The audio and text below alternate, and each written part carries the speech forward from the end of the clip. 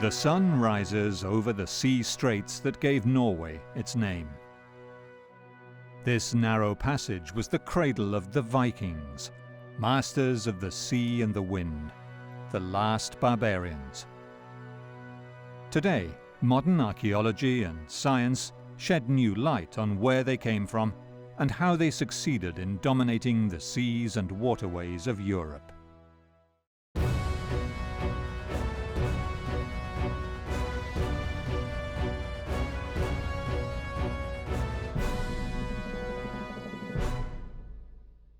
From the ice fields of the north to the Russian steppe, these fearsome Scandinavian warriors sailed the globe for 3 centuries, spreading their net of trade and pillage. They built kingdoms and empires, but their origins still puzzle archaeologists and historians the world over. The Vikings were great explorers and sailors. They exceeded all others in that area. I, and many people along with me, understand the concept of Viking as activity, as a characteristic. It is something that you do. You are out a Viking.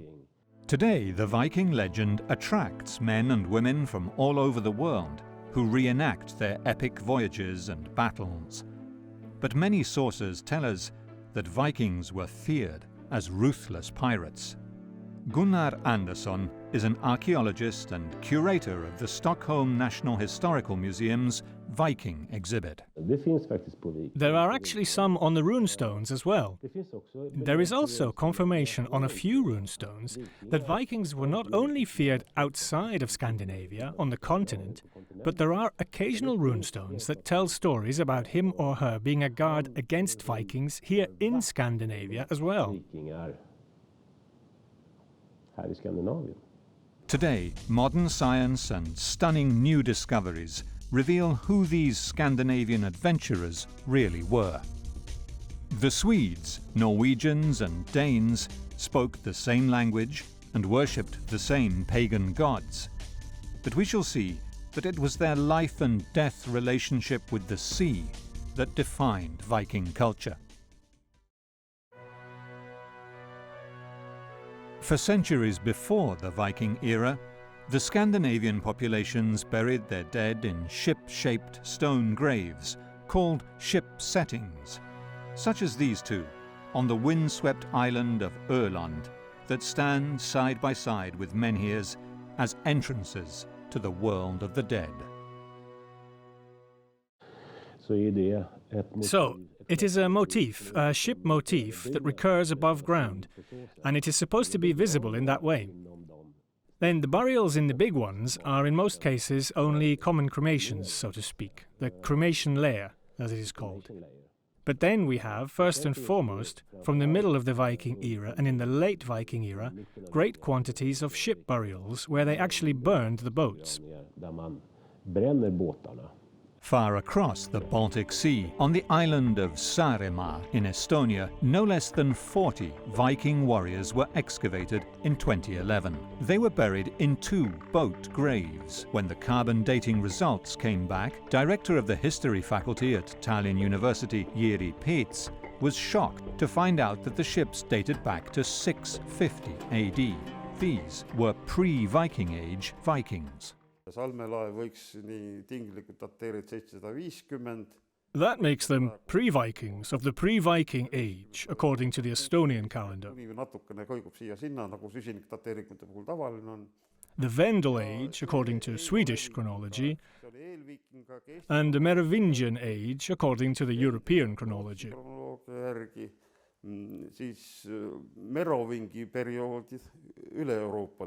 The bodies found in the Saaremaa ships had been hacked to death. Battle they died in must have been major, if 40 men were killed, and enough survivors were left to bury them.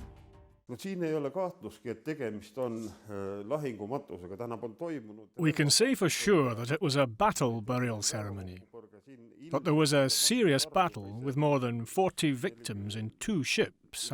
Says it all. The battle had to be hard. We can see vicious wounds on the skeletons, for example, hacked hands and broken heads.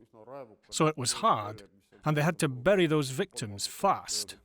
Et on toimunud lahingumatus ja nüüd oli siis lihtsalt oli vajadus kiiresti matta need surnud ära.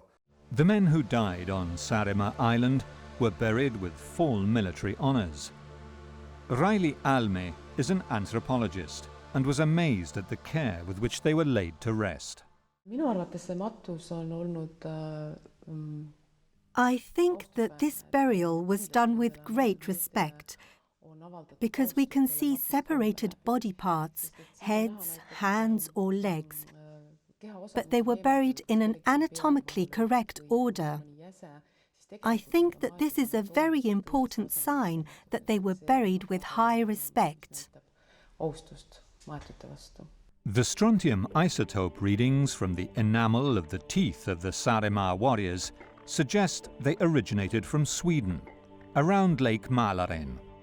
North of Lake Mälaren lies Valsgärde, the heart of a thriving pre-Viking age Scandinavian community where noble men and women were buried with rich grave goods for centuries before the first recorded Viking raid. As we shall see, the massive Lake Mälaren was the gateway to the Baltic for communities like these. Here, Ingmar Jansson found the best preserved pre-Viking age burial site in this part of Scandinavia. The first grave of this kind dates from about 600, thus the beginning of what we call the Vendel era. But anyway, it's just one man that's laid out like that, intact. All the other families, they lie in simple graves. You don't see them, over there in a pile, cremated. These Vendel-era boat graves were rich in artifacts buried with the dead, objects they believed would serve in the afterlife, including magnificent helmets. They give us an insight into the lives of these pre-Viking adventurers. And the man lies in the middle of the boat, surrounded by his weapons. The Vendel era was a prosperous period, so they would bury 3 shields. And there would be other things too, such as drinking vessels, horns, and glass from France, and so on.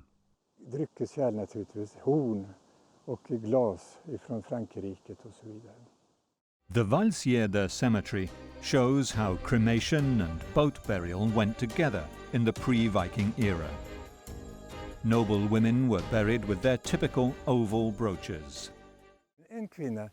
There was a woman buried over there, in a 2-meter-high mound.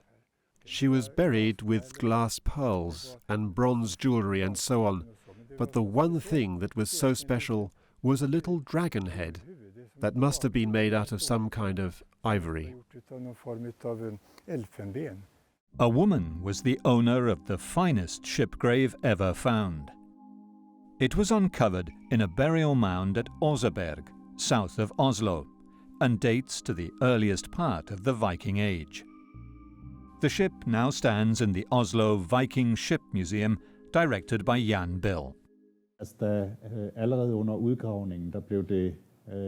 During the excavation, it became clear that even though there weren't 2 complete skeletons in the grave, it did contain the remains of 2 distinct individuals. It was also evident that they were probably female. This was confirmed by the osteological examinations, and they also confirmed that the remains were from an older and a younger woman.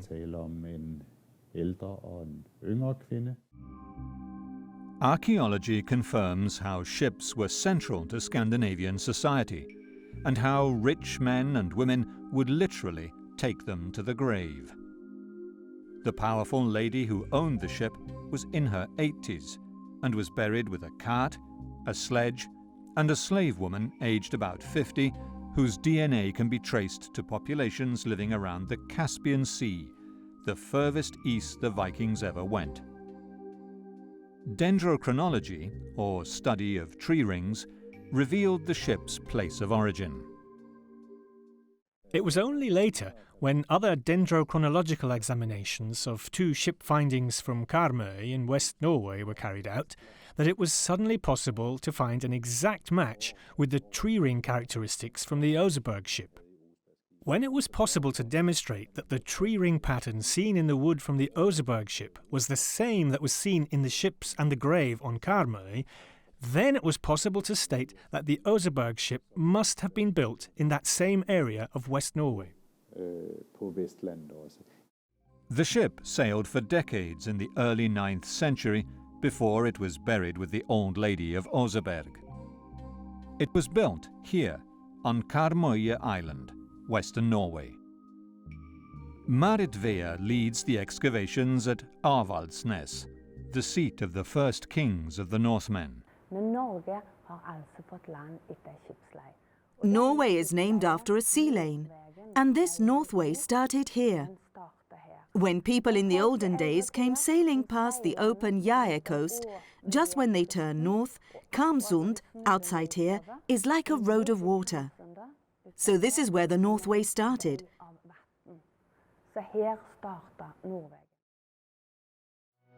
This is where the story of the first Viking raiders of the West started, the homeland of the terrifying predators of the sea. The story of the Vikings starts many centuries before the first recorded attack. The sea was the lifeblood of the Nordic communities that lived along these rocky shores of Karmøye Island in modern-day Norway. The Vikings here lived and died by their ships. The ship grave on its own is a manifestation, a communication with the gods in a way. It's almost like a theatrical play, where you are connecting with the gods. And it wasn't like they made these graves in a couple of days. There were a lot of rituals, and they stood open several months. We can see that on the logs that we found in the graves. The sagas, written in Iceland 2 centuries after the end of the Viking era, record stories passed on orally by Norse poets from one generation to the next. And they tell of the first kings of Avaldsnes. The last saga from Ovald's ancestry was the king at Avaldnes, Gjua. He travelled all the way to Siberia, which the Norse people called Bjarmeland. There he met a Mongolian princess of Siberian ancestry, and to ensure the whale hunt trade, he married her and brought her back to Avaldnes. And so there was a dark-skinned queen here on Avaldnes. Although for hundreds of kilometers northwards, Norwegian geography offers nothing but mountains and deep fjords, perfect for sheltering ships from the Atlantic gales, but hopeless for farming. Here, local chieftains found a profitable way of exploiting the rocky coastline by extorting a toll from rich merchants passing through.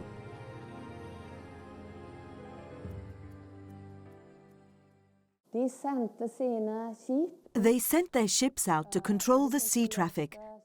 And it is this channel outside Avaldnes that created Avaldnes and turned Avaldnes into a centre of power for 3,000 years. One has to be clear about the fact that voyages down to the continent from Sweden and Scandinavia were something that had been going on many years before the period that we call the Viking era. In that way, the Vikings only followed an already well-worn path. We know that the contacts between the continent and Sweden and Scandinavia were comprehensive and extensive already during the early Iron Age.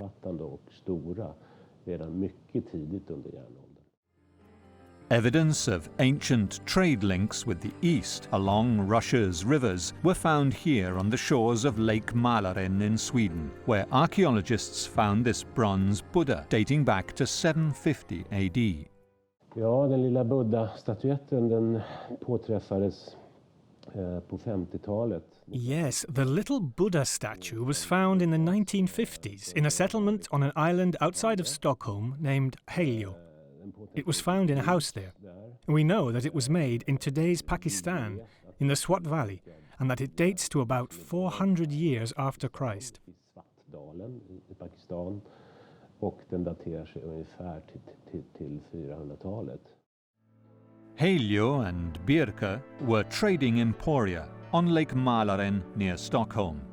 Here on Adelsö Island on the other side of the lake from Birka, the local chiefs taxed and extorted protection money from traders and industrialists, creating easily disposable wealth that they could spread among their followers. There was a longhouse, a port, and reception halls. As the seat of political power, it was built at a healthy distance from the industrial town where traders and craftsmen laboured in grimy and filthy conditions.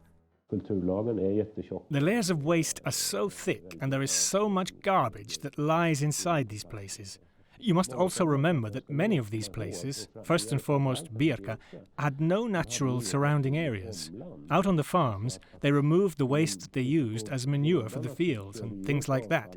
But in these places, that space was missing. Other trading towns grew and faded away. In Norway, all that is left of Kaupang on the shore of Oslofjord are a few mounds dating back to the earliest years of the Viking Age.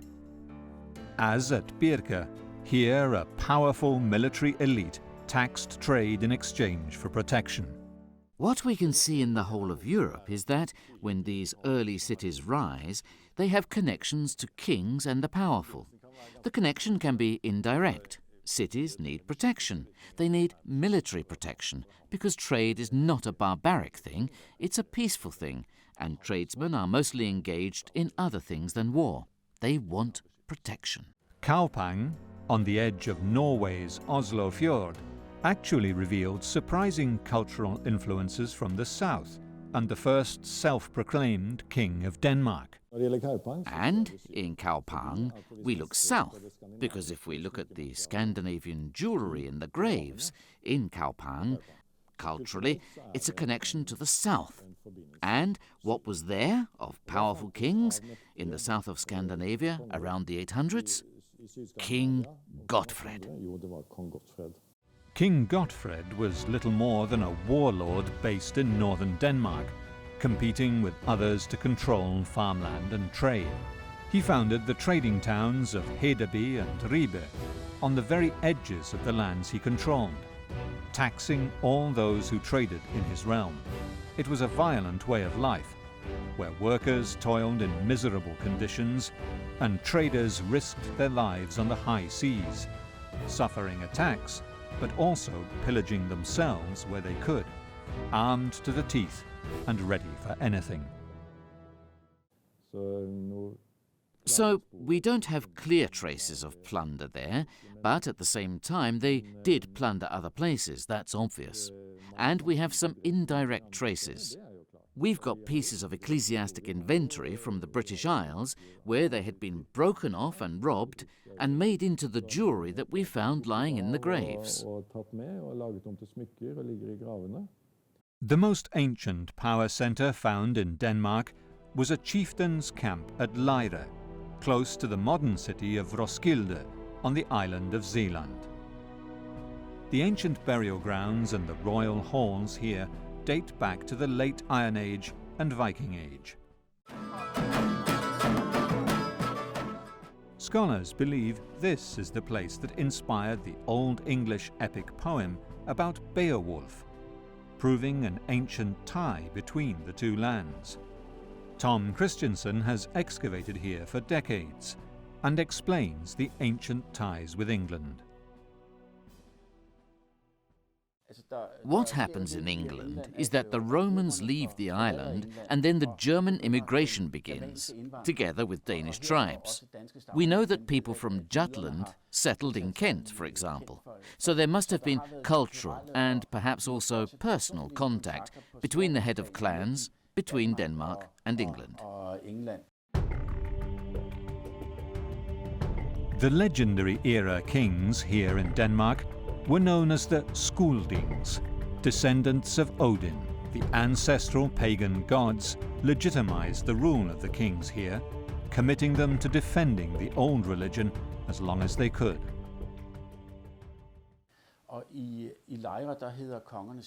In Lejre, the kings were called Skuldunga. Skuld was the son of Odin, so he was the son of God. It was quite common that the royal families created connections to the gods. As a baby, Skuld was sent on a ship to the country of the Danes. So a ship arrived from nowhere with this baby on board. Relations with the gods were necessary to be able to call yourself king. You had to have a godly descendant. And afterwards, we have got these stories, the Purana sagas, about the genealogy of the kings that were here. If the origins of Viking culture have been lost in the mists of time, today archaeologists and scholars are shedding new light on the Dark Ages in Scandinavia. Today we know very little about early Scandinavian culture, but the extraordinary Viking sagas, written down 200 years after the end of the Viking Age, did record the legendary feats of Vikings as repeated in poems handed down orally generation after generation by court poets. The Old Norse, The Old Norse sagas, the ancient Nordic sources, are from a later date. They are written down several years after the Viking era, and they are also written down by chroniclers in Scandinavia who were Christians and who lived in a Christian context, and who wrote from their own Christian conception of the world, so to speak. och skrev utifrån sin egna kristna världsbild, så att säga. Runic inscriptions show a common language between the inhabitants of Norway, Sweden and Denmark. This non-standardized 16-letter runor alphabet used sound values inscribed on stone or wood by Scandinavians. Then there are the runic inscriptions, first and foremost in this part of Scandinavia, and they are contemporary. But they have their own special problems, because the messages are often very short and concise. Really, they tell us nothing about society at that time. The runestones used a standard layout of Scandinavian iconography, mainly to commemorate the dead and sometimes for magic. Carl Dahlberg is a modern-day runestone carver who lives on Adelsö Island. This ornament shows a flying dragon and is maybe the most beautiful I've seen on a runestone. Unfortunately, the stone once fell, so half the dragon's nose has broken. But we see the eye, and the neck goes down here, and a beautiful wing here. Then the paw is here with 2 claws, and the tail goes down in a circle here, and another circle here. With some artistic license, the tail is turned into a foot with 2 claws and a small thumb. The runestones were usually read starting with the head of the dragon, but this one was different. And here he writes Jorger and Fastger and Elrich had this stone painted after their father, Vorger.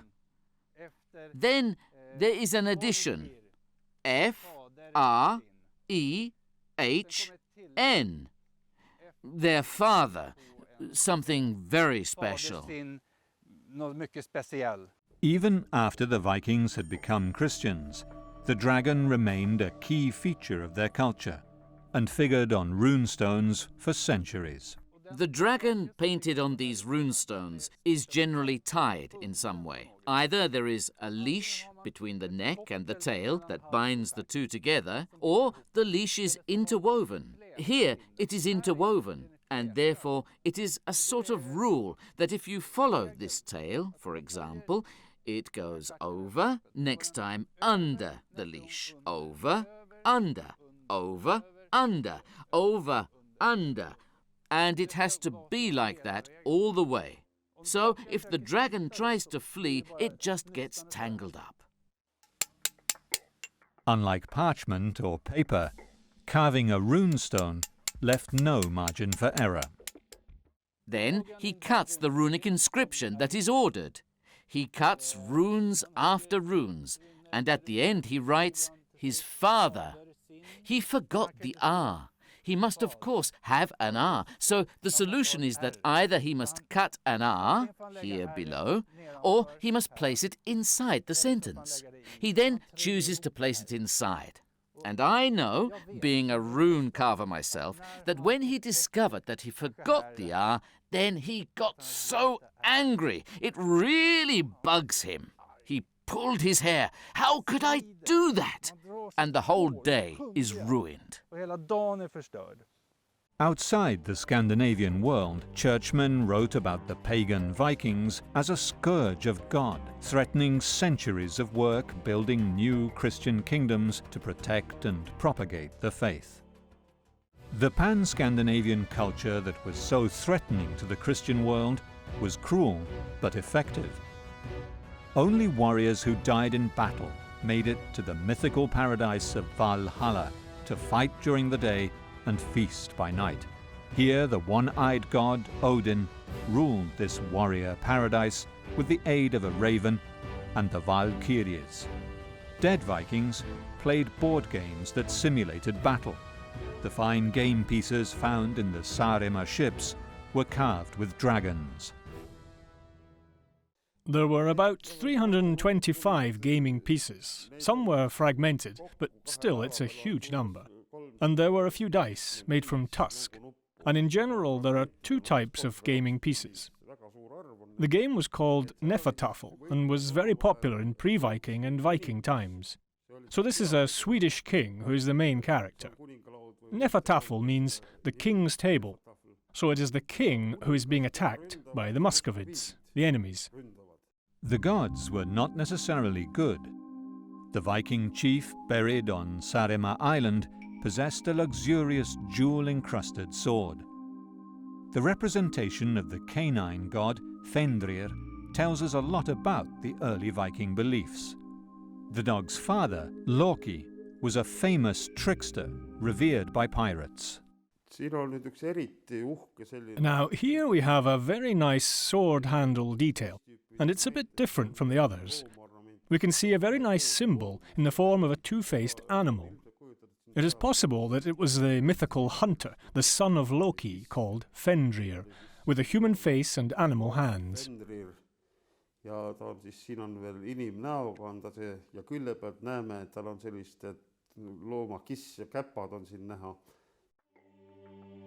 Odin and his brother, Thor, whose hammer amulets are present in every Viking excavation, had killed the previous god, Ymir, and made the world out of his body.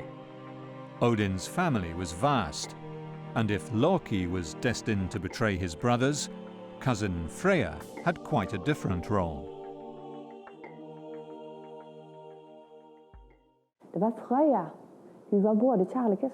It was Freya, who was both the goddess of war and of love.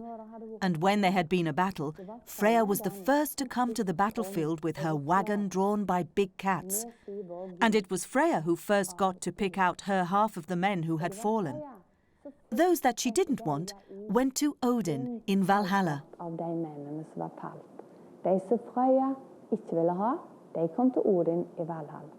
Women played a vital role in religion.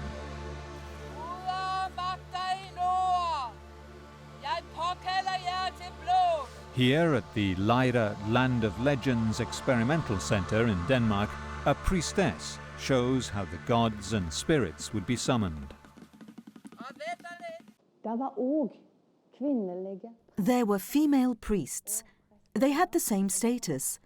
There were volvas, for example, volvas that could see the future and the past. And it is said, in the Völuspá saga, that Odin himself goes to a volva and asks her to tell him about the past and the future.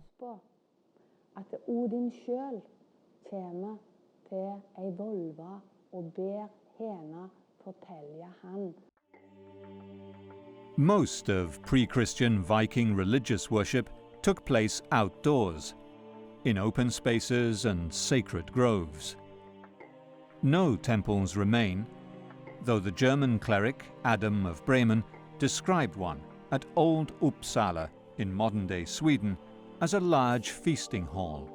Ahmud al-Fatlan was a 10th century Arab traveller along the Volga River in modern-day Russia.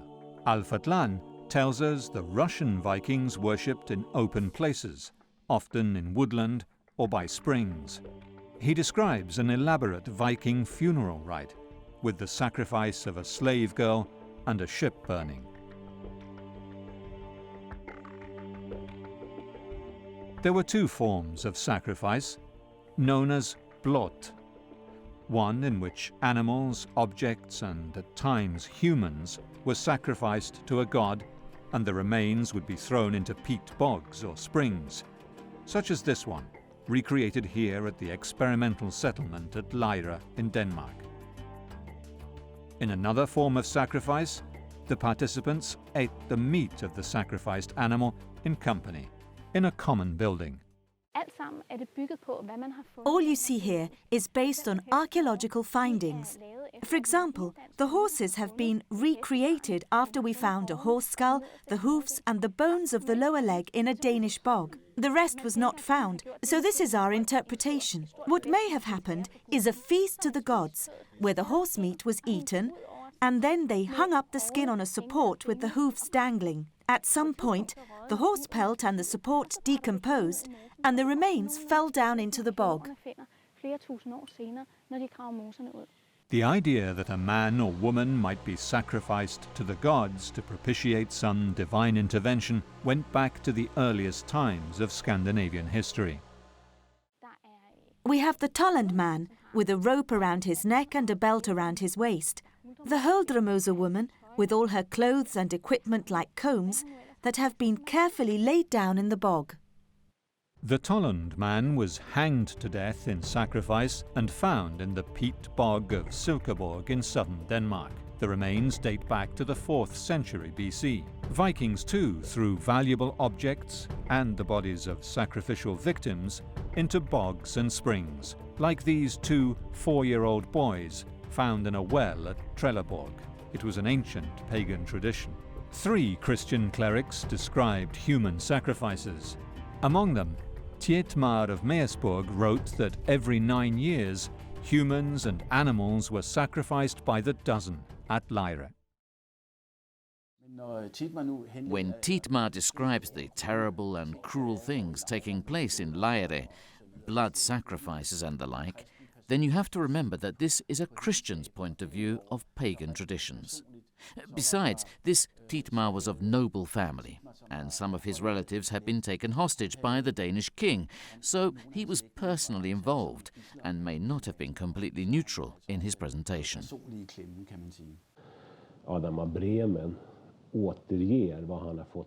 Adam from Bremen relates what the Danish king Sven Estridsson has told him. And here we are already in about the year 1000. So there is a big difference in time here. But there is also the fact that we know that different parts of Scandinavia performed different ceremonies, first and foremost regarding funerals and events like that. How extensive human sacrifice was is incredibly difficult to say, because then we must be able to define how these people came to lie in the grave, so to speak.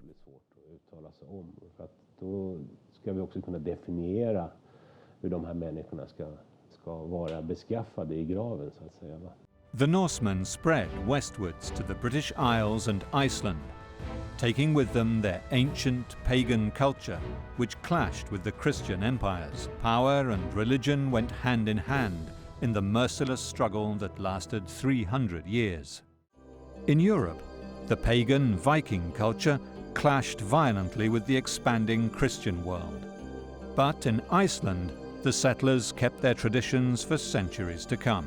Sacrifices were held in a room at the end of the larger longhouses that served as a shrine, and the banqueting hall was the place where the members of the community came to eat the flesh of the sacrificed animal.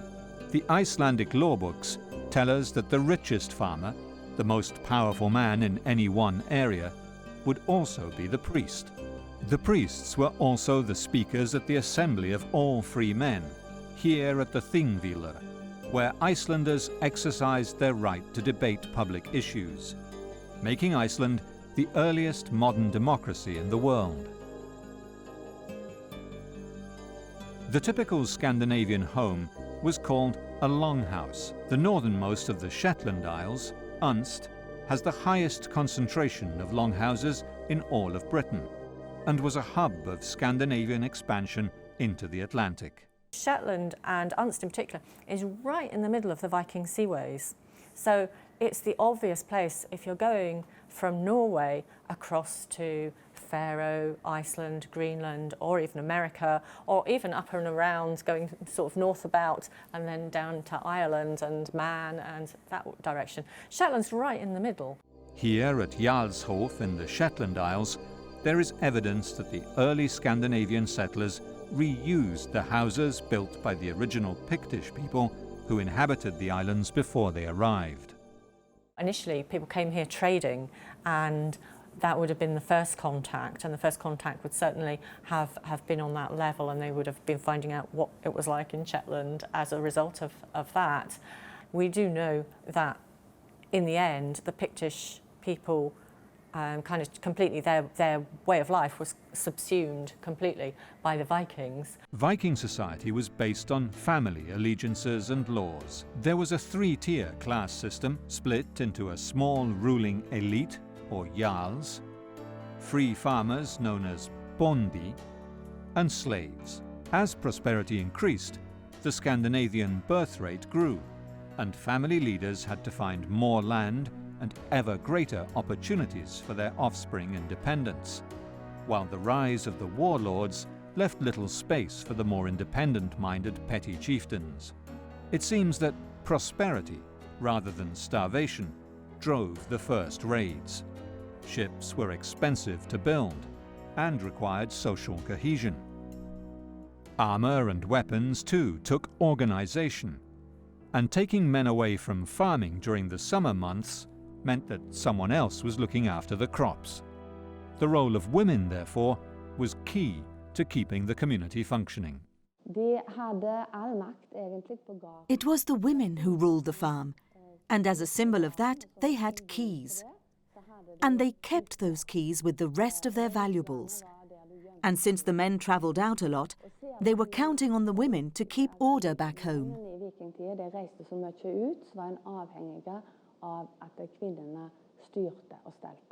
Women enjoyed greater political and economic rights than in the Christian world too, as the Lady of Oseberg demonstrates with her rich funeral goods and fine trading ship.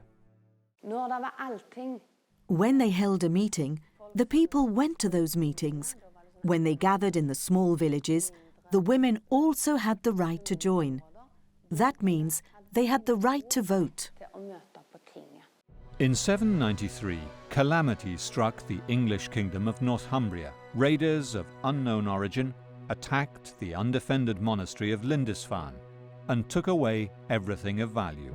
These men would soon be known as the Vikings, considered by Christians to be a scourge of God. But the Vikings had been raiding and dominating key points on trade routes as far away as Russia long before they officially entered the history books.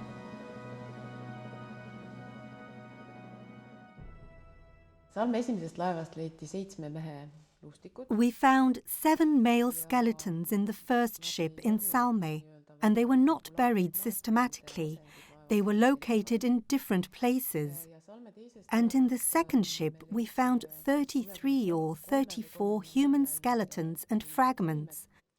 And now we know that 10 of these have blade wounds, and 6 have multiple injuries.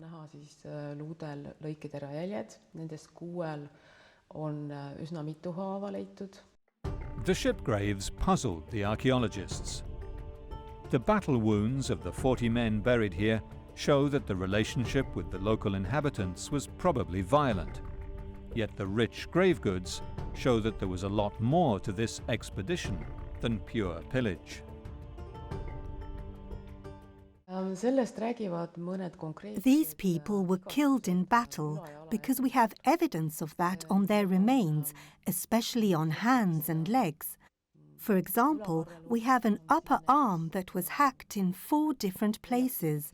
Also, we have injuries from swords on other arms, like someone was defending himself with the upper arm.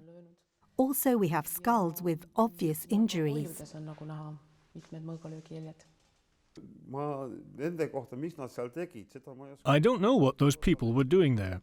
They might even have been a wedding delegation, peaceful visitors, but we really don't know for sure what was the main reason for their being here. And it is very strange that there are so many luxury items, swords, gaming pieces, dogs, birds, and so on. Not typical battle ammunition. Põhjustel nad seal üldse olid. Ja üldse jätab kahtluse see kogu see inventaarium, eriti rikkalikud mõõgad või luksuslikud mõõgad. Siis mängunuppud, tohutu hulk mängunuppusid. The Vikings penetrated the Baltic coastline and traded and raided deep into the East European plain. The routes passed through Staria Ladoga, North Russia, where finds of Scandinavian amulets and runic inscriptions on wood show that the Vikings were trading with, if not ruling, this strategic place on the Volkhov River by the mid-8th century. The Finns, Slavs, and eventually the militarily dominant Scandinavians traded here for centuries before the Vikings are mentioned in written chronicles. They founded the trading town of Novgorod, just as, on the other side of Europe, other Vikings were plundering Paris. Frågan är varför eskalerar det? The question is, why does it escalate? Why this sudden rush? The factors that have contributed to it, first and foremost, are the fact that people then, as well as now, are opportunistic, in the sense that some areas where the situation was unstable. We must remember that, for example, the Frankish Empire was in dissolution, and not to mention the British Isles, there were lots of conflicts in that area as well. Frankrike var mycket i sin upplösning. Brittiska öarna ska vi inte tala om, det var mängder med konflikter där. The great Frankish Empire to the south was ruled by Charlemagne, who aggressively expanded his realm. In the late 8th century, he began a 30-year campaign to forcibly convert the Saxons, the southern neighbours of the Danes, to Christianity, pressing north toward the fiercely pagan Scandinavian world. Charlemagne spilled just as much blood as the Vikings. So maybe the Viking raid started out as a military operation, but after a while, people discovered that there is money to be earned here. And then it developed into ordinary plunder. Here at Orvaldsnes, Harald Fairhair gathered around him a military force that was able to hold together most of Norway. A great battle at Hajardsfjord brought him final victory over the petty kings and pirates of Vestfold and caused an exodus to Iceland. Indeed, it was during the upheavals of the war to unify Norway under Harald Fairhair that we see the greatest Viking emigration. Between 846 and 865, the Vikings attacked both England and France often, taking advantage of the chaos that afflicted the great empire of Charlemagne. The Norwegian Vikings went the furthest of all people in their time. And they went as explorers, not as bandits to rob, but as explorers and tradesmen. All of that comes down to the ship technology they developed. It was a case of life or death.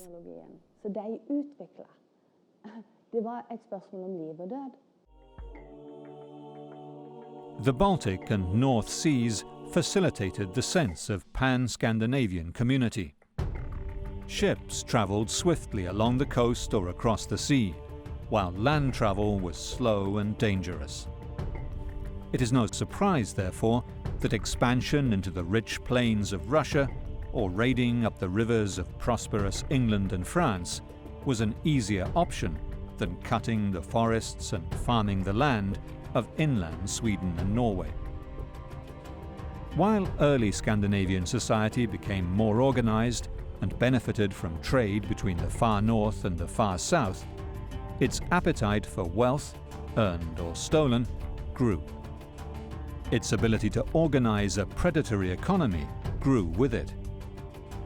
Although they instilled terror in their victims, the Vikings were just the more aggressive face of a fast-evolving Scandinavian society whose influence spread from modern-day Canada to the Caspian Sea.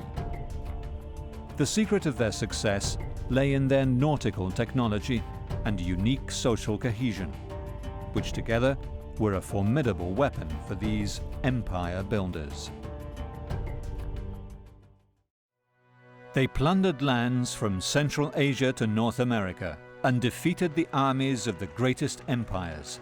They spread the lore of the sword while trading and raiding from the Arctic Circle to the Mediterranean Sea. Their tactics and weapons were the most advanced of their time.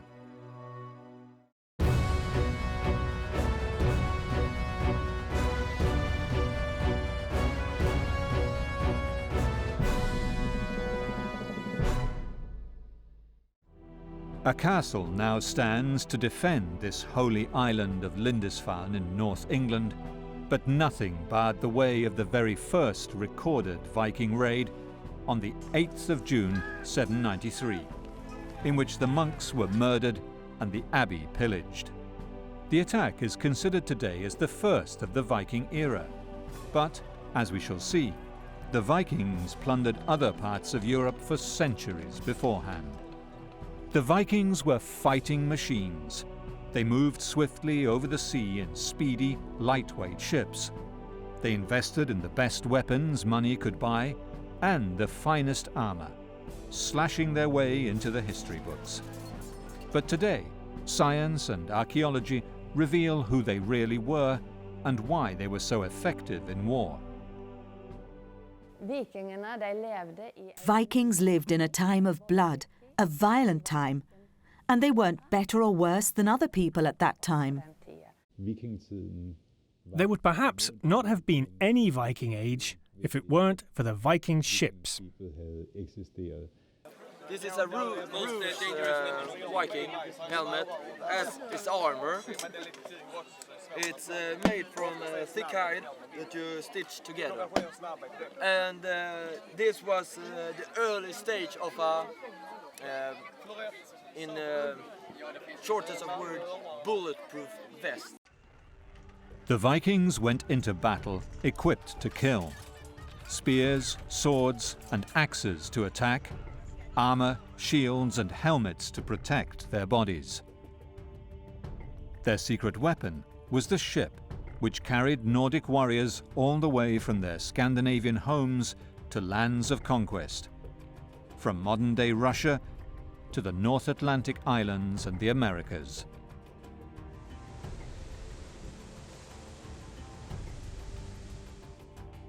The same Viking weapons were buried in graves as distant from each other as Repton in England and Salme on Saaremaa Island in Estonia.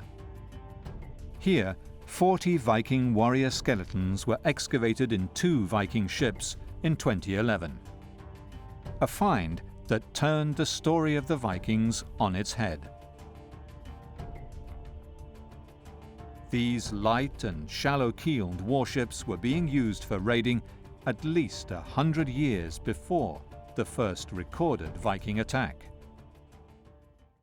The Gokstad and Oseberg ships were between 50 and 100 years younger. They were engineered to bend with the sea and withstand rough rapids, yet were light enough to be hauled onto a beach and carried over land. Marit Vea is the lead archaeologist at the Aavaldnes excavation on Karmøy Island, western Norway, and an accomplished skipper herself. When the Vikings came, they used ships.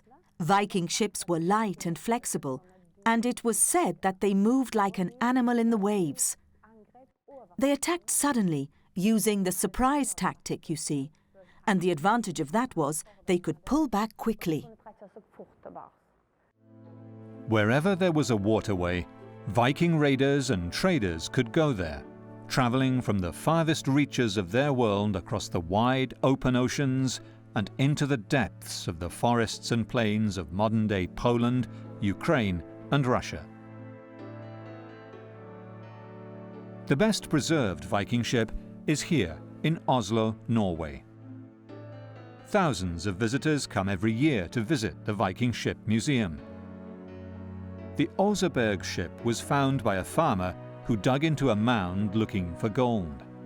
It took archaeologists 20 years to excavate, restore, and prepare it for exhibition. Jan Bill is the Viking Ship Museum curator and one of the world's foremost Viking ship experts. The Oseberg ship is unique. It is the best preserved ship we have from the Viking Age. Almost everything is present. The Oseberg ship is the oldest and best preserved Viking ship, and, as we shall see, tells us the most about the early Viking way of life. Miraculously, the blue clay of the mound, similar to these at Borehaugen, had hermetically sealed the burial, leaving wood, leather, metal, and even textiles intact. The other interesting fact about the Oseberg ship is that it is the oldest sail ship known from Scandinavia which has been preserved. We have older pictures of sail ships from the 700s, but this is the first example of a ship where the technical construction of mast and rigging has been preserved. Archaeologists were stunned to find 2 women were buried in the ship, one around 80 years old and another about 50.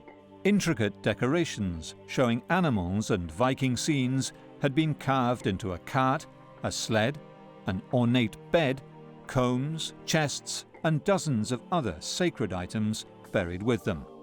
Tree ring dating confirms that the great Viking ship of Oseberg was built in approximately 820 on the west coast of Norway and is the oldest surviving combined sailing and rowing ship. A crew of 30 men, plus a helmsman and a lookout, propelled the ship using 15 oars aside. The ship is 22 meters long, and each oar hole is equipped with a shield holder. One of the world's leading Viking shipbuilders is Vibeke Bischoff. She is the head builder at the Roskilde Ship Museum in Denmark and built this scale model of the Oseberg vessel before proceeding to design the life-size replica. The Viking ships are built to be very light and very strong. They are built out of mirror-cut oak, that is, they are split out of whole trunks. The planks are split in such a way that the wood grain is completely even down through the length of the plank, and this means that it's possible to reduce the dimensions. Oak is a heavy and very hard wood, but very strong and flexible when wet, which is why the ships are built out of fresh timber, which is mirror-cut. Bischoff and a team of Viking ship experts set out to build a replica of the Oseberg ship. After several setbacks, including one replica sinking, she started the project again, and in 2010, artisans and scholars began using ancient methods and local materials to make the planks and reconstruct the Saga Oseberg over the course of 2 years, using the same wood-carving tools and techniques the Vikings employed to build the Oseberg ship 1,000 years before. The team rebuilding the Oseberg ship in Norway worked feverishly through 2 winters to finish the new replica ship. In the spring of 2012, the finishing touches were put on the Saga Oseberg. Finally, in June of the same year, an inauguration celebration was held before the entire Tønsberg community and Norwegian royalty, and the replica was launched with great fanfare from its building site at Tønsberg Harbour Promenade. As we shall see, the ship represented more than just a unique naval technology.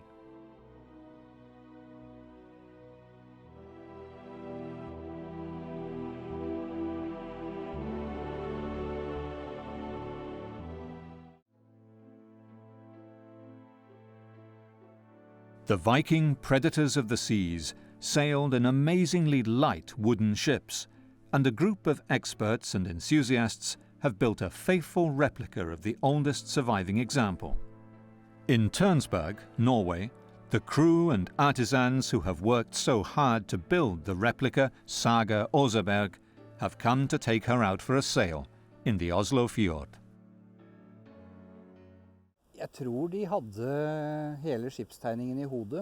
I think they had the drawings in their minds. They felt the ship and knew how the ship would turn out. They knew what trees to look for when they went out in the woods and let the tree help form the boat. They had a lot of experience and long traditions. They were artists who knew their jobs and did it properly. De var kunstnere som kunne jobben sin og som gjorde den til fulle.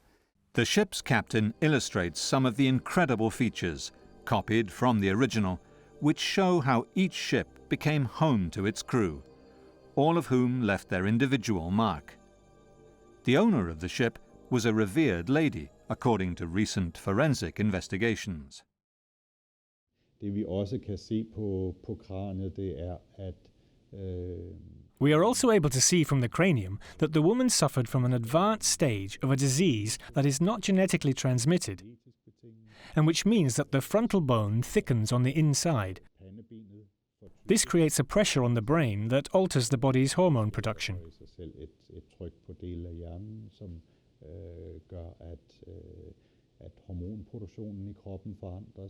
The Oseberg Viking lady mystified her followers.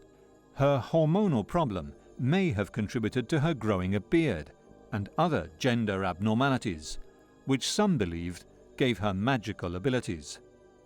They carved her image on the ship. We believe it to be the owner of the boat. There were 2 women's corpses in the grave. One of them was a woman aged 80, 1.5 meters long, with a hunchback, so she was probably about 1.10 meters long walking. She had an illness that gave her a lot of facial hair and a deep voice. On the other side of the straits between Norway and Denmark is the Roskilde Ship Museum, which holds the largest collection of Viking ships ever found in a single archaeological area. The 5 ships salvaged from the bottom of the Roskilde Fjord at Skuldelev included not only a trading vessel, but also longships. Another 9 ships were uncovered while the museum was being built, including the largest warship ever found, at 36 meters long. The Danish ships here are built from oak, and the Oseberg ship is built exclusively out of oak. Some Norwegian archaeological finds are built from pine, but in between you may find other wood species like birch, alder and ash. We have a few examples of beech, not a very good material for shipbuilding, but when we build the full-scale reconstructions, then we do it as precisely as we can. Because the Vikings did not use saws, every piece of wood was cut using axes, taking special care to work with the natural grain. Remarkably large vessels could be built using traditional clinker construction techniques. Dragon ships carrying 100 warriors were not uncommon. Using iron rivets to lay one plank over the one below, they would build a flexible ship from the bottom up. The internal ribbing was made of oak using natural curves and forks in the branches for extra strength. The planks and the ribs were lashed together using blue whale balleens, maybe the strongest natural fiber. Ropes on the ship were made of sealskin. The Viking ship rode the waves as a single flexible object, not as a mass of separate rigid parts. All of the rivets, like this, are made by our own smith, just as the tools are. They are long pins that go in with a square-shaped head sticking out on the other side, and then they hold it steady and pound it until it's fastened. The Viking ships were clinker-built, which means that the hull planks are placed one on top of another with an overlap. In between these overlaps, there is a thin woolen thread with tar to make it watertight. The planks lie tight on their own, but as it is all handmade, the wool and the tar help to ensure that it is watertight. They are then fastened with iron rivets, which are then secured on the inside so that they squeeze the planks tight together. This helps to make the hull very stiff in its lengthwise direction, and therefore the ship very strong and completely watertight. Viking ships' sails weighed over 100 kilos. They were made of a special wool, daubed in grease to make it more waterproof. They were woven by the Viking women who operated the large royal farms back in Scandinavia. The sail was worth more than a ship in the Viking Age, since it took such an amount of time making a sail. So in the law of Gulating, it said that during wintertime, when the sail is not in use, it should be stored in the church. The Saga Oseberg sail took 1,800 hours to weave.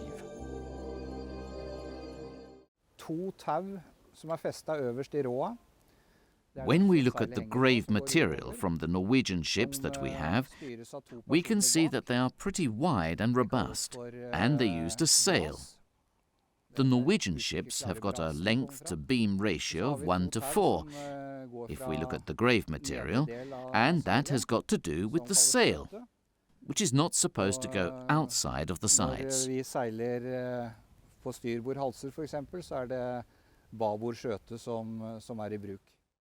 The first image of a sail on a Viking ship is this, from the Swedish island of Gotland, and dates back to about 700 AD. But although the Swedes claim the patent, not everyone agrees. As a Danish professor said, it was the Norwegians more than other Scandinavians that dared to go out on the wide grey ocean without knowing what was to come. If they didn't have good ships, well, they died. What we know about the Scandinavian warrior, whether a pirate or a member of invading armies, is that he, or she, bore a few simple but effective weapons and blended into a well-organized team when a big battle loomed. But they also had women and children with them in the battle. And when you've got women and children in a battle, you've got a lot more to fight for. And they used what we call guerrilla tactics. They hid and then attacked. The sources tell us that they used a tactic called the hog snout, and that was something they had learned from Odin, believe it or not. These Vikings of the Jomsviking Association are training in the use of sword and shield. The key to effective single combat was balance, taking advantage of the opponent's inability to react to speedy sword thrusts or slashes. The weight of the sword and the shield tired the arms of the warrior, so the strongest and fastest regularly won individual fights that could not last more than an hour. When forced into a full-scale battle, the Vikings adopted the shield wall, in which each warrior was defended by the man standing next to him, and the shields overlapped to provide continuous protection all along the line. It was a defensive array that most warrior armies of the day adopted. But the Vikings used the hog's snout tactic to break through their adversary's defensive wall, attacking a small part of it in arrowhead formation in order to break through and cause panic.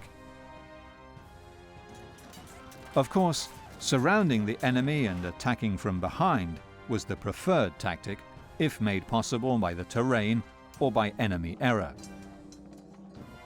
Once the enemy line was broken by thrusting spears, the swords came into play, slashing the enemy from the side and back and spreading terror.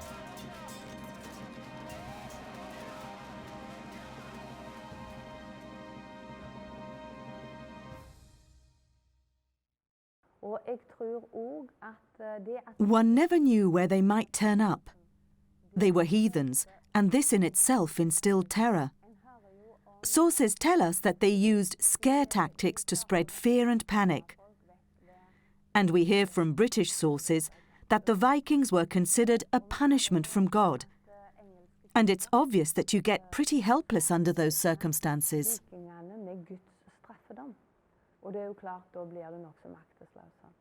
Two great battles that took place in 1066 marked the climax of Viking-era tactics. At the Battle of Stamford Bridge in England, the Saxon army defeated the invading Vikings when they broke through the shield wall of the Scandinavian force, which had left its armour on its ships. Only 3 weeks later, The same Saxon army was defeated by the Normans at Hastings, a battle described in detail on the Bayeux tapestry held in France. This time, the Saxon shield wall broke when they believed, mistakenly, that the attacking Normans were in retreat. Safety lay in a disciplined defensive array. In Volyn, modern-day Vikings from all over the world meet to take part in reenactments of Viking battles and buy weapons and armor that have been faithfully reproduced on the basis of grave finds, which means that they are probably better equipped than most warriors of the Viking Age.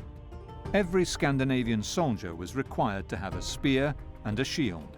Eventually, the most basic survival tool, the axe, also became a formidable weapon of war. Spearheads found in graves were of many different kinds. The spear could be used as a throwing and as a thrusting weapon. Volyn was probably the site of ancient Jomsborg, the military base of the elite Viking mercenary unit. By all accounts, they were a well-equipped and trained military force, a private army for hire. They were staunchly pagan. This runestone on the island of Öland off the Swedish coast commemorates a Jomsviking who died in battle. It is the only one to mention the pagan god Odin. Wojciech Filipiołak is the director of the Volyn excavations. The written source says that Jomsborg was a huge city on the South Baltic Sea at that time and describes the events in this place at that time.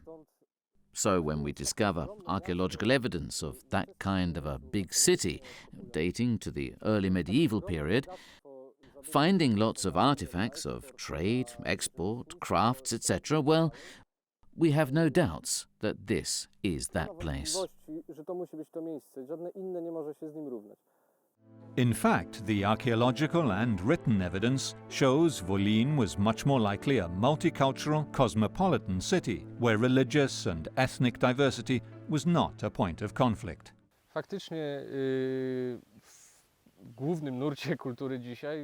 In our culture now, the popular image of the Vikings is unfortunate, with horned helmets, who were cruel people who only attacked others. But the truth is, they were not only pirates. They were also tradesmen, colonizers, and they were in every trade hub in the north of Europe, here as well. Probably they were a great people. Whether this was the legendary Jomsborg or not, Volyn was just one of the gateways into the immense riches of the Central European plain, via the wide rivers that cut from the Baltic to the Black Sea, where fearless adventurers could make their fortune and leave their cultural mark. The Vikings raided and traded all along the Baltic coast for centuries before they attacked England, and the Viking ships of Salme on Saaremaa Island in Estonia tell a tale of war and death.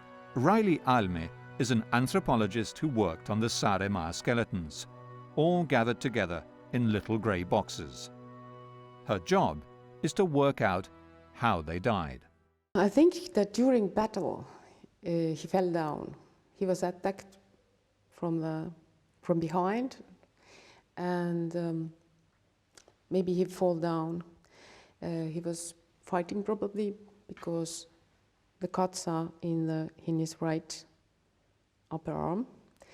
But in my opinion, this upper arm or the hand was somehow fixed, because you cannot make the strokes like this, that they are in the same angle, more or less.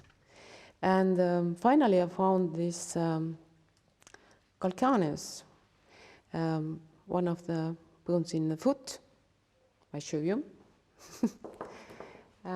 Which also means that he should have been lying or something, because the hit is somewhere here. And of course the final has been this decapitation, in my opinion. mõõkasid oli kahte tüüpi. Üks osa nendest olid kaheteralised Most of what we found were weapons, especially swords. There were two types. The first was double-edged, which was the most advanced technology for that period. They were made using damask steel, so the center part of the sword was damask plate, and the outer part was welded to it, soft iron and strong steel, and then the blade was twisted, so that it became very flexible and strong.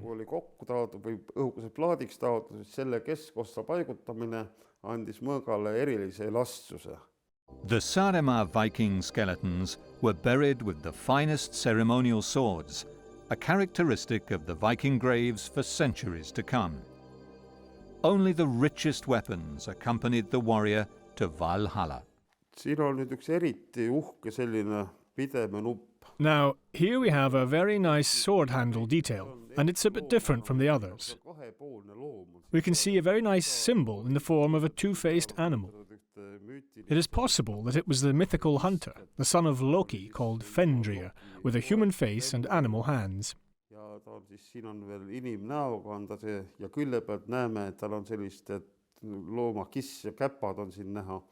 These characteristic grave goods reveal just how far the Vikings had penetrated the Baltic coastline and the plains of Russia and Poland.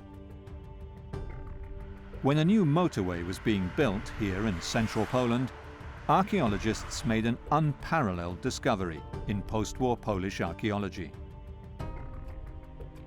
A Viking-age cemetery with 50 human remains dated to the late 10th century, with chamber-like graves, at Borja, a place of strategic importance for the first recorded Polish state. Professor Andrzej Bucher excavated the site. This is a completely untraditional cemetery. There is nothing like this cemetery in Poland or in the whole of Europe, nor is it a very big cemetery, because it consists of just 50 graves. They are concentrated in a small space. Every grave is rich, there is no poor grave. This is the cemetery of upper-class people. The central figure was this young warrior, buried with his sword. He had been badly wounded, with part of his jaw chopped off and a deep head wound. He was buried sitting upright with his sword. So it's important to distinguish the young soldier's grave. He had complex wounds to his skull and mouth. This soldier is extremely interesting because he held a ceremonial sword. This sword is positioned as though the soldier was sitting and he was holding it, and the body had fallen over, and we found him with the sword in front of his eyes. The grave goods, coins, jewelry and weapons strongly suggest Scandinavian and Kiev Rus roots. To confirm his suspicions, Professor Bucher had genetic testing done on the skeletons. The results show the father's side of the warrior's genes appear to have come from Scandinavia. He was not the only man buried with his weapon. In this grave, which we excavated, there were 4 items of warrior equipment. These were characteristic because they related to different territories. In one grave we have a Viking's landsaks, dated to the end of the 10th century and the beginning of the 11th century. And the next one we dug up was connected with the Scandinavian community and warriors from the north and west parts of Europe. The deep wounds on the warrior's head and jaw show he died young and in battle. And, like the Saaremaa warriors, he was buried with the finest grave goods. The two-edged sword with a half-moon-shaped pommel is also known as a Frankish sword, as it was based on the design of weapons carried by soldiers of the most powerful empire of the time. It was made of steel. Today, experts have discovered how these swords were made to be so strong. The basic block of steel that was used to make a sword can be seen here in the Elbląg Museum, which holds many of the finds that Professor Marek Jagodzinski excavated from the site of the Viking-age trade town of Truzo. It's true, we discovered lots of military things in Truzo. I mean arrowheads, spearheads, and mainly pieces of swords. They probably produced swords in Truso.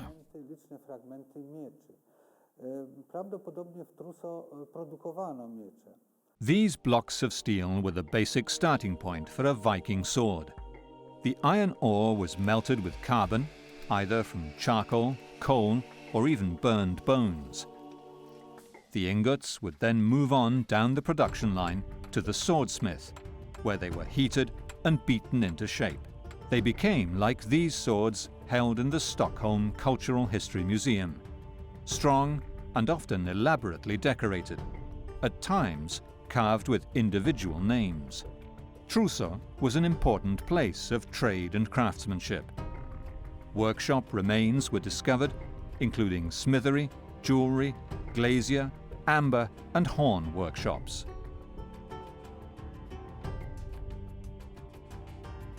Swords made here were prized, and often those buried with warriors were deliberately bent out of shape to dissuade grave robbers.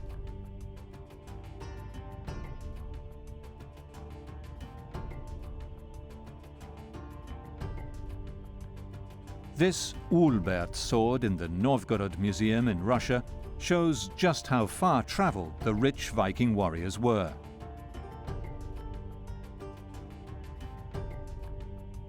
It was made in the heart of the Frankish Empire, in Germany.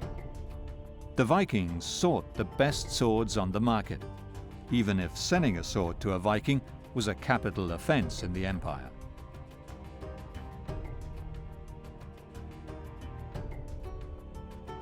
Dozens of Frankish swords have been found in Viking graves.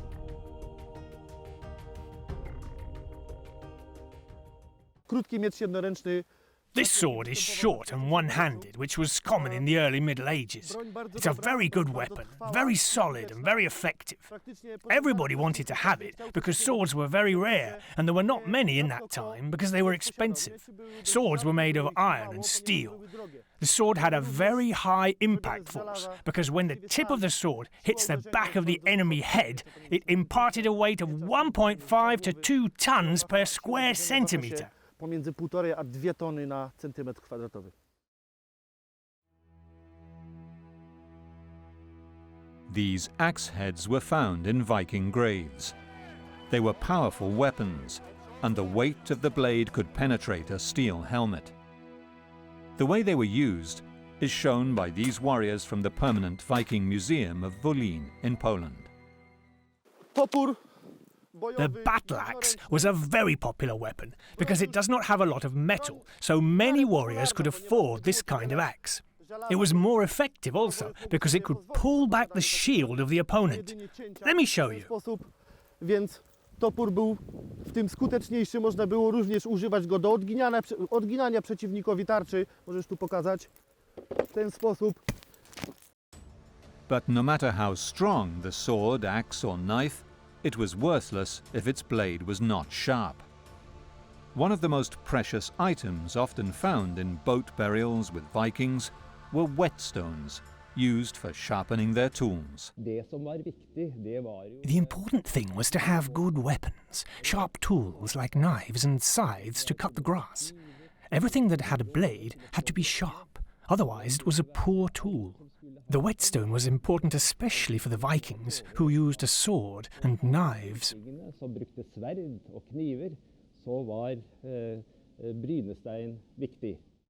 Using quartzite found only here in the Telemark region, the Vikings industrialized the production of whetstones, trading them out of the country as ballast in their ships and returning with other goods.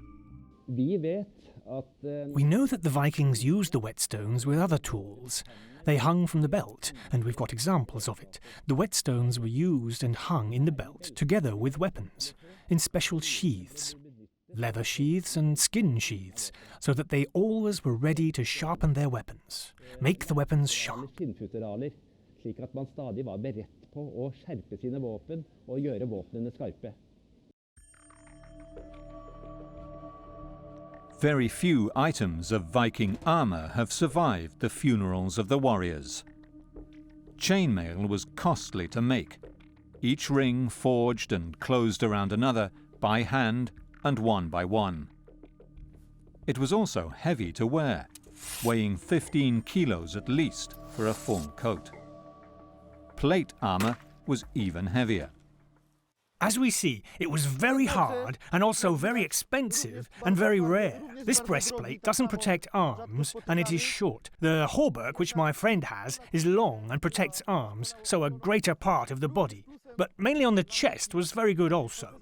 However, the plate breastplate was lighter than the hauberk, so it allowed men to move faster. Many Viking warriors would not have been able to afford armor, and would have relied on heavily padded leather jackets instead. They would all have had a shield. The shield was made of wood, with an iron boss in the center covering the handle. Many of these remain and are on display in museums throughout Scandinavia, such as here in the Oslo Cultural History Museum. Armor, shield and helmet defended the Viking from enemy blows, but, as we shall see, still gave the warrior only partial protection. The Vikings were equipped to kill and dressed to survive. A vital piece of defensive weaponry was the helmet. Probably the most common form was the conical type, with nose guard. Some were particularly elaborate. These helmets of the pre-Viking Vendel period, found in a grave close to the Gamla Uppsala site in Sweden, show how much work went into making beautiful headgear for a rich warrior. They were buried with the man when he died. However, only one Viking-era helmet has been found in a Scandinavian grave, at Ringerike in Norway. The elaborate Vendel-era headgear seems to have been ceremonial only, while the Saaremaa Vikings were wearing no head protection whatsoever. This is actually quite classic wound coming from this direction. The second one is here, and if you turn the skull upside down, you can see there is a very clean cut on the left side of temporal bone. This also means that maybe this is decapitation. At this moment, then when they were attacked, this man, they definitely didn't use helmets, as you see. As the Viking warriors of today prepare for their next battle, the sheer cost of a Viking expedition becomes evident. The cohesion of Viking raiders and armies as a team was an effective weapon. As the early plundering parties became invading armies, their leaders could count on hundreds of determined and fearless warriors attracted by loot. But mounting such an expedition was costly. A ship or several ships had to be bought or made, and each soldier had to be promised sufficient loot to make the weeks away from the farm profitable. Vikings could become rich enough not only to buy their own weapons and armor, but also even to mount their own raids. When the raids became invasions, the English and Frankish states found that simply paying off the Vikings with land or money was easier than fighting them. In 845, the Vikings sailed up the Seine and attacked Paris, while on the other side of Europe they founded the first Russian kingdom. 20 years later, they invaded England and began settling, with York as their capital. In 885, they besieged Paris, and in 911 were given France's western coastline to rule over. On the other side of Europe, they controlled the rivers of Russia and captured Constantinople by carrying their ships overland. The investment in military technology paid off. Now, massive profits from the south flowed into Scandinavia, while new power bases were established in the west. The Arab chronicler Ahmud al-Fatlan encountered the Vikings of the Volga, known as Rus, in the 10th century, and described their pagan rituals and another frightening aspect of their culture. They were tattooed from head to foot. Tattooing is very, very, very tight connected to spirituality. We know from the Viking Age that the runes had a lot of meaning. You know, every single rune had a lot of meaning. And I'm pretty sure that the Vikings had tattoos that included runes who were supposed to provide them with protection in battle, you know, give them strength, connect them to their fylgja or power animal and stuff like that. Kai Uwe Faust is a Viking tattoo artist from Copenhagen. He uses ancient Viking techniques, bone needles and traditional tools to decorate the skin of his clients with Viking themes. At Viking festivals, the tattoos are done just like they were in the Viking Age. They ornament everything. So like a door is not just a door is room for decoration. A knife handle is not just a knife handle, it's room for decoration, and so is the body. A typical Viking tattoo, I think what I have here is what I'm pretty convinced is very close to how it actually looked back in the days. The same with my leg here. So again, you know, when we go, for example, to the Scythians or all traditional tattoos, it's always pretty tough black work. While tattoos protected the Vikings from the evil spirits they could not fight in the open, the weapons they bore gave them physical supremacy in the real world. The Viking conquests from Russia to England reached their climax with the last great raid by descendants of these Scandinavian warriors. William, Duke of Normandy and later King of England, was a direct descendant of the Northmen who conquered half of France. When he invaded England in 1066, his army was larger and more powerful than most at the time. So, yes, actually, the Duke of Normandy had a very powerful army, which consisted of Normans, but also French. And we can see that the word Frankie is written on the tapestry, I'd say in black and white. So he had a large army. About 8,000 men crossed the Channel.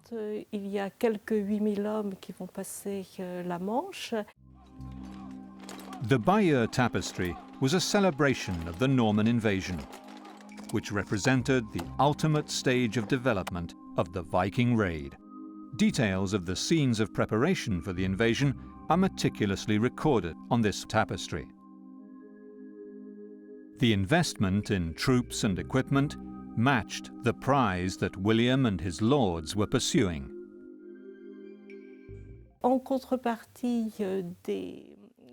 The lords who followed William to England made donations, and of course, in return, they expected booty and gifts of land that had been conquered.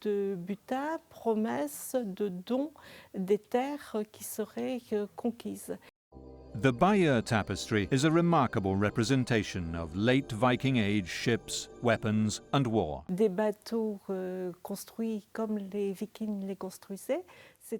We see ships the way Vikings built them, that's to say ships with shallow hulls, propelled using oars, and that have a sail that can be raised on the high seas. We also see weapons that were inherited from the Vikings, which are also shown on the tapestry. They are long axes, a Danish tradition, which are handled by the Anglo-Saxons as seen on the Bayeux Tapestry. Héritage danois qui sont maniés par les Anglo-Saxons sur la tapisserie de Bayeux. Loot and booty were the driving force behind the Viking raids for nearly 300 years. War was a way of life for these predators of the north who left their mark across Europe, from the farthest steppes of Russia to the northernmost tip of the British Isles.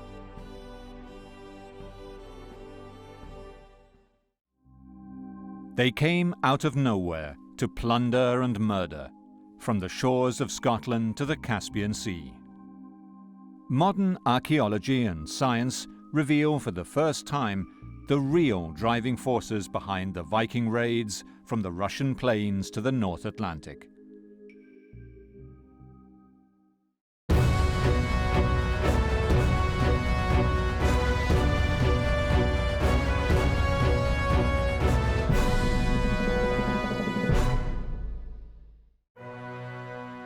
While Viking enthusiasts of today live the life of the Scandinavian warriors and fight set-piece battles at the festival of Volin, Scientists and archaeologists from all over Europe are making groundbreaking discoveries.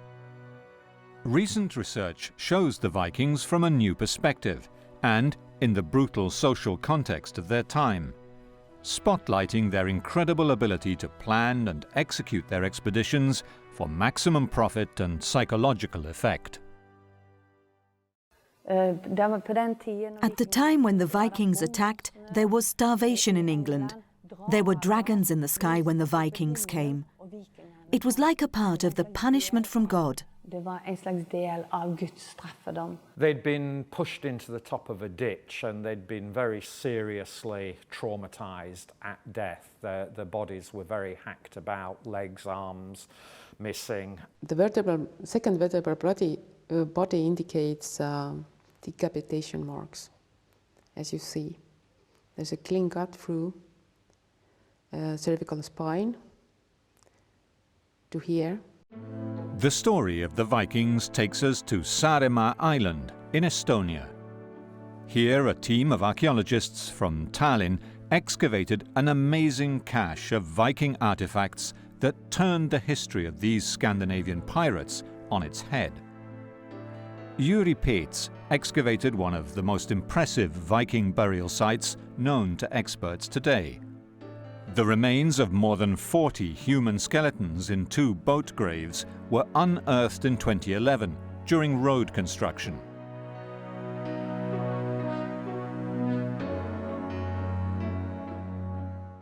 We can say for sure that it was a battle grave and that there was a sort of big battle. I mean, 40 bodies in 2 ships. That says it all.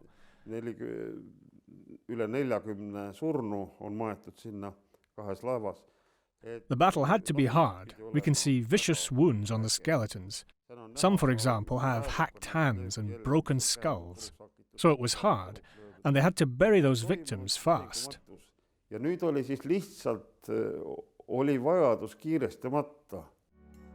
Tallinn researcher Riley Alme is studying bones of the Saaremaa warriors and how they died. The skeletons all showed signs of violent deaths and multiple battle wounds.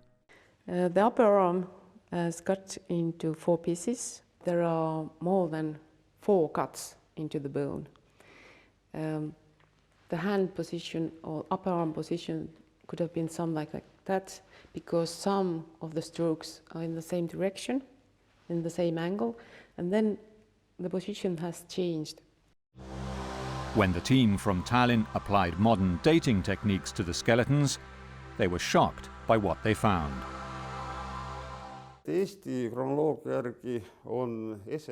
Analysis of the items we found, including the skeletons and the organic material, shows they go back to pre-Viking times. Incredibly, the ships and the bodies date back to at least 100 years before the first recorded Viking raid. Yet the weapons, the shape of the ship, and artifacts buried with them prove that the men found in the 2 boat graves came from Scandinavia. These 40 bodies show that Vikings were raiding at least a century earlier than scholars previously believed. We can be sure that these men were Scandinavian sailors who somehow met their death at Salme.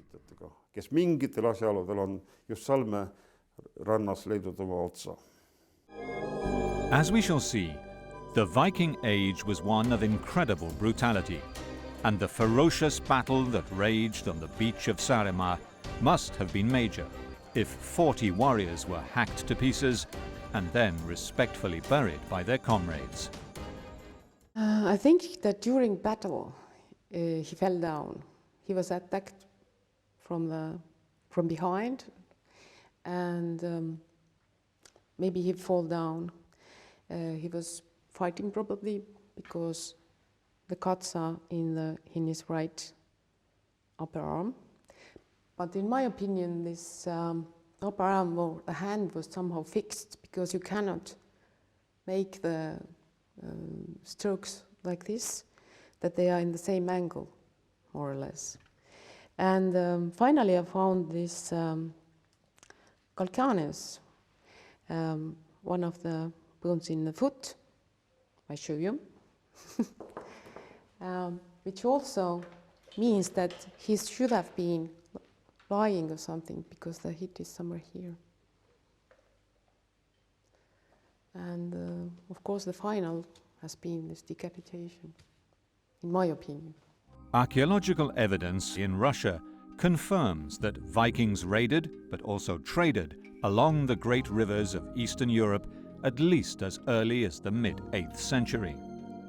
Adrian Salin is a researcher in early Russian history at St. Petersburg University, Russia. No one knew what was in ancient Russia. Everyone knew that somewhere around the Caspian Sea they were minting silver coins, and that they could be exported to the rest of Europe in unimaginable quantities. And it was this area between the Baltic and the Caspian Seas, along the Volga River, that was the first to be colonized by Scandinavians. Here at Staria Ladoga, on the shores of the Volkhov River, tree ring dating of wooden objects such as this stick carved with letters of the Viking alphabet called runes shows that Scandinavian traders and warriors appeared here long before any mention of Vikings in the written chronicles. With regards to Staria Ladoga, we can see that Scandinavian artifacts dating back to before the Viking Age have been found in the oldest of all the sites in the area of Staria Ladoga. The ancient chronicles known as sagas and runic inscriptions in Scandinavia have given a name to these men whose exploits went unrecorded for centuries before they slashed their way into the history books. They were the Vikings. They were men and women who left the safety of their homes to explore and plunder distant lands, from modern-day Poland, Ukraine and Russia to the islands of the North Atlantic and as far as America. The Vikings spread not only terror, but also a web of trade. The mystery of where the Vikings came from and why they attacked has now been revealed.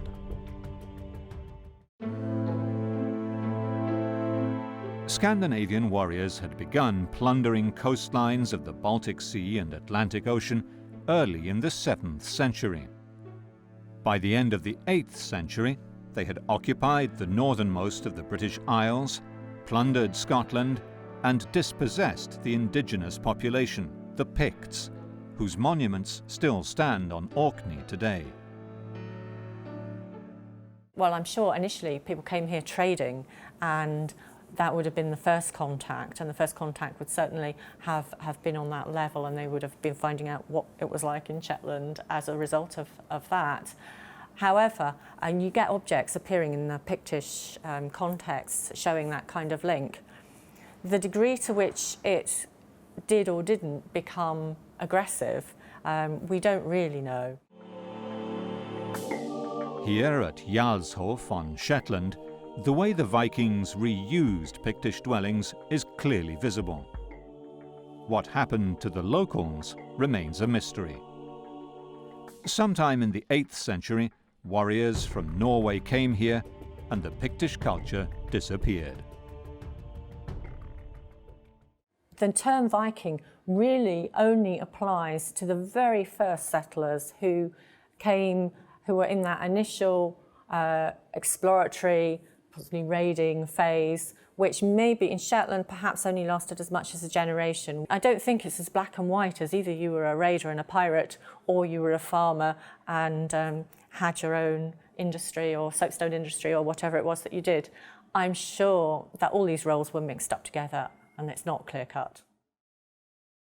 The Vikings probably used hit-and-run tactics to raid coastal and riverside communities in Scotland and Ireland for decades before they attacked a monastery in northern England where they found more gold than they could imagine. But they did not come for plunder alone. A titanic struggle was underway, pitting the Christian empire of Charlemagne against the last pagans of Europe. The holy island of Lindisfarne is cut off from land during high tides. Today, tourists flock here for the seabirds. Monks first came here because it was isolated. In the distance, the Northumbrian castle of Bamborough was close enough for the holy men to exert religious influence and receive protection. No one expected the vicious attack of the 8th of June, 793. Chronicler Alcuin of York commented, "Behold, the church of St. Cuthbert, spattered with the blood of the priests of God, despoiled of all its ornaments. A place more venerable than all in Britain is given as a prey to pagan peoples." Alcuin of York, however, was far away in Aachen, the capital city of the greatest empire of Europe, ruled by Charlemagne, champion of the Christians. Charlemagne's drive northwards and the 30-year-long forcible conversion of the Saxons to Christianity brought his empire to the very edges of pagan Denmark. Inevitably, Christian chroniclers were the sworn enemies of the pagan Vikings. But, according to Marit Vea, the lead archaeologist at the Royal Palace at Aurvaldsnes, Norway, the pagans may have been reacting to Christian atrocities. At that time, Charlemagne was conquering territory after territory in Europe. And Charlemagne's war, well, his culture minister was Alcuin. He had been to Lindisfarne Monastery, for instance. The first attack known to us was at Lindisfarne Monastery. So one theory is that the raid was a response to Charlemagne's aggression.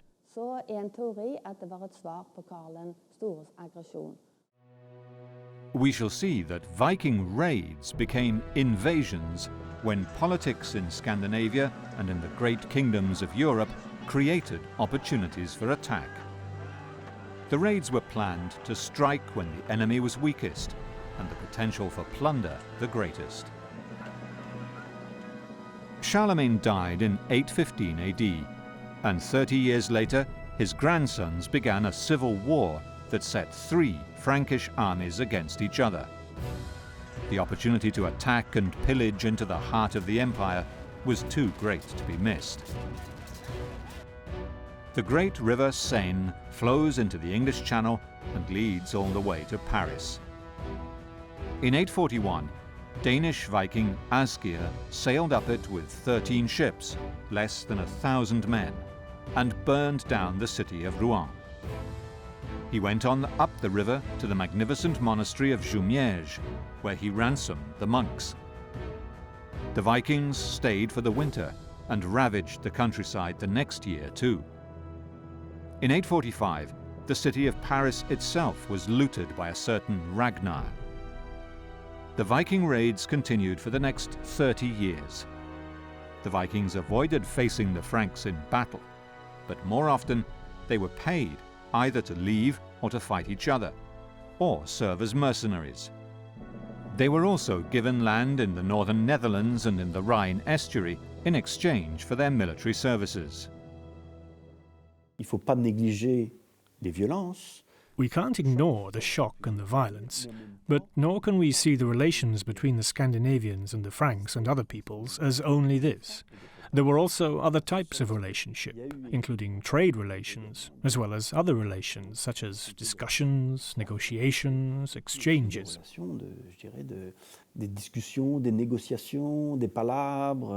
When they found resistance in France, the Vikings turned to England, which was little more than a patchwork of weak kingdoms. Bamborough was the seat of one of the Northumbrian kings, and Northumbria was just one of 4 kingdoms in England at the time. Northumbria stretched from the Scottish border to the Humber River, just south of York. It was divided into 2 sub-kingdoms, constantly at war with each other, while the middle of England was occupied by Mercia. The kingdoms of East Anglia and Wessex occupied the east and west of the country. Divided and mutually hostile, they were unable to put up resistance to what initially was little more than a Viking nuisance. The part-time warriors of the English kingdoms were no match for the determined Viking predators. In 865, the four leaders of the great heathen army, Ivar, Halfdan, Obba and Guthrum, landed in East Anglia and began a 20-year reign of terror. They captured York on All Saints' Day, when both rival kings of Northumbria were celebrating the Christian festivity. They practiced the blood eagle torture on one of the kings after killing the other in battle, and marched on to conquer the rest of England.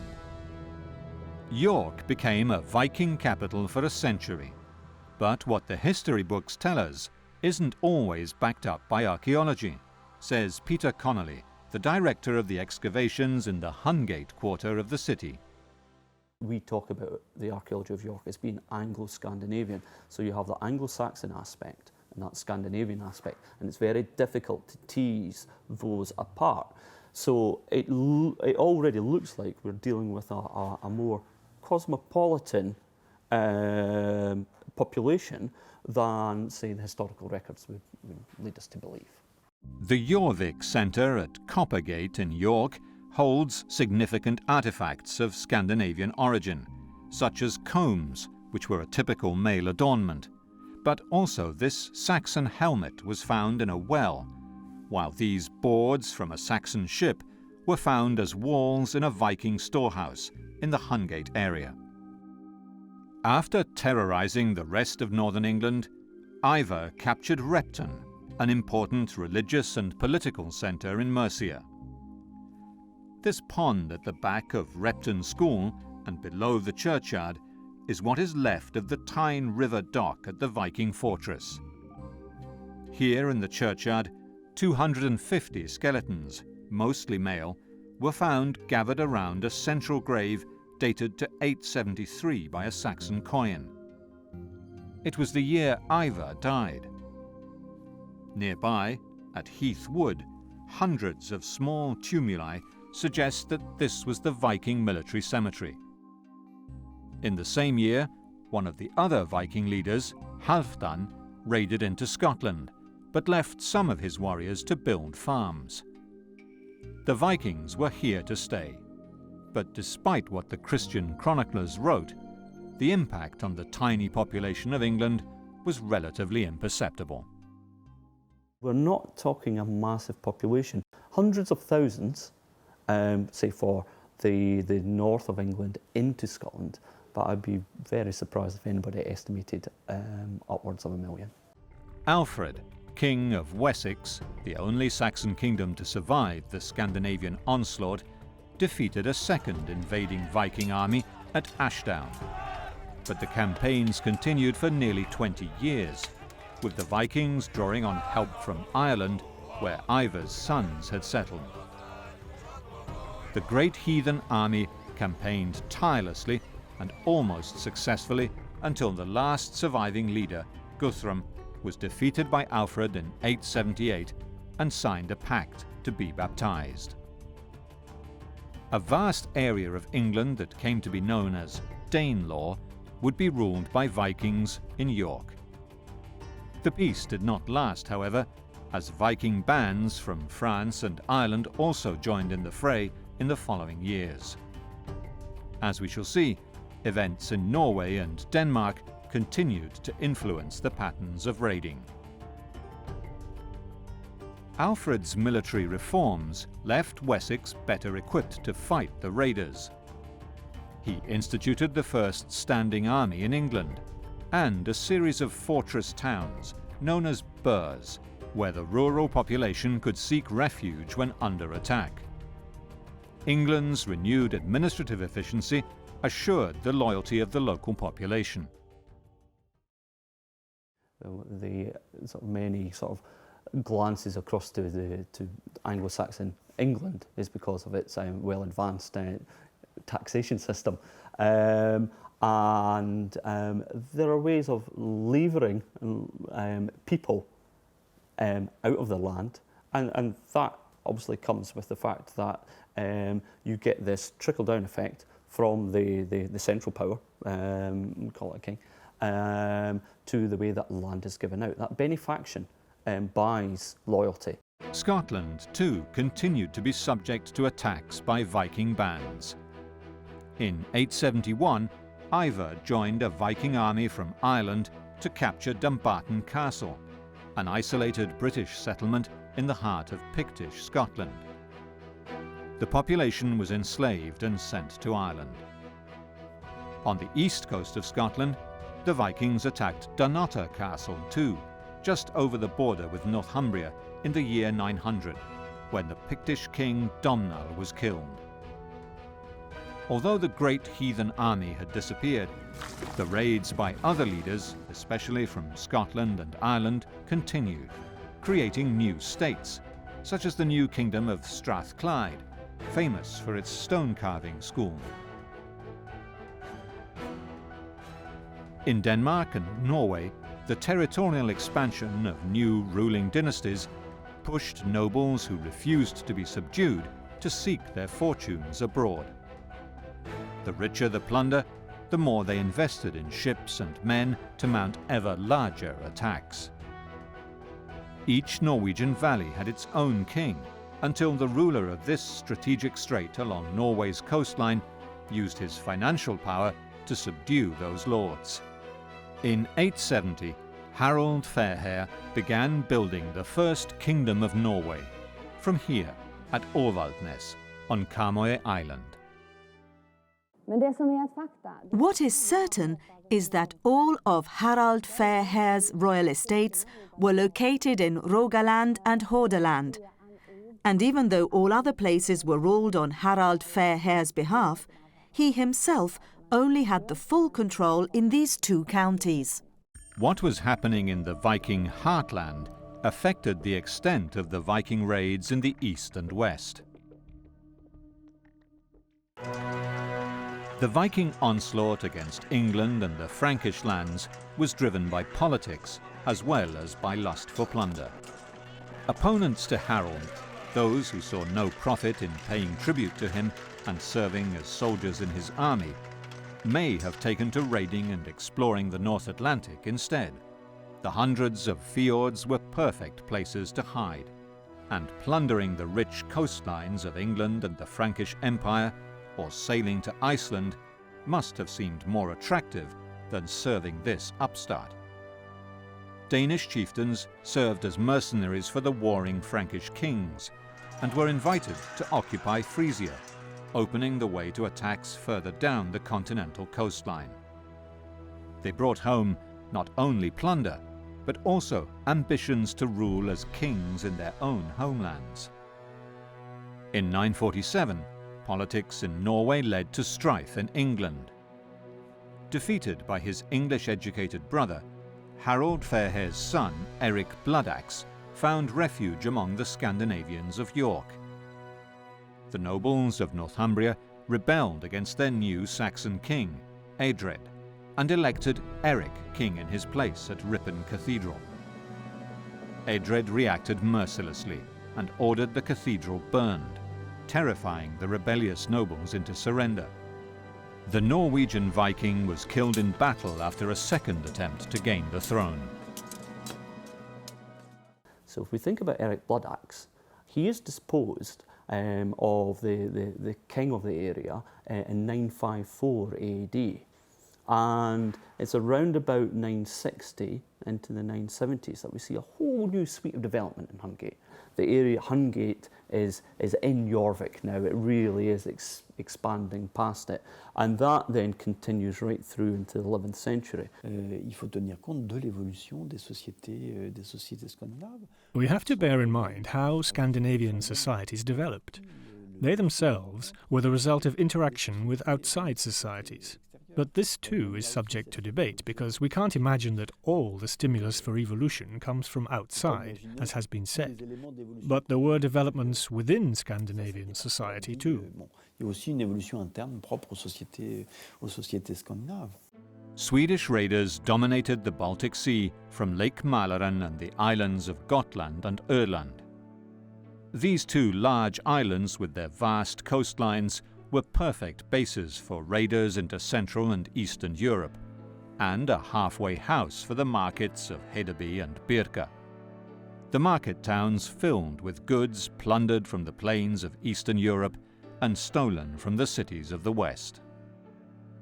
A large number of treasures found on the islands of Öland and Gotland, now on exhibition in the Stockholm Museum, show how profitable trade and plunder was, and how, even from the earliest times, the Vikings sought the most transportable wealth available at the time: bronze, silver, and gold. They sold or stole furs, walrus ivory, amber, and slaves.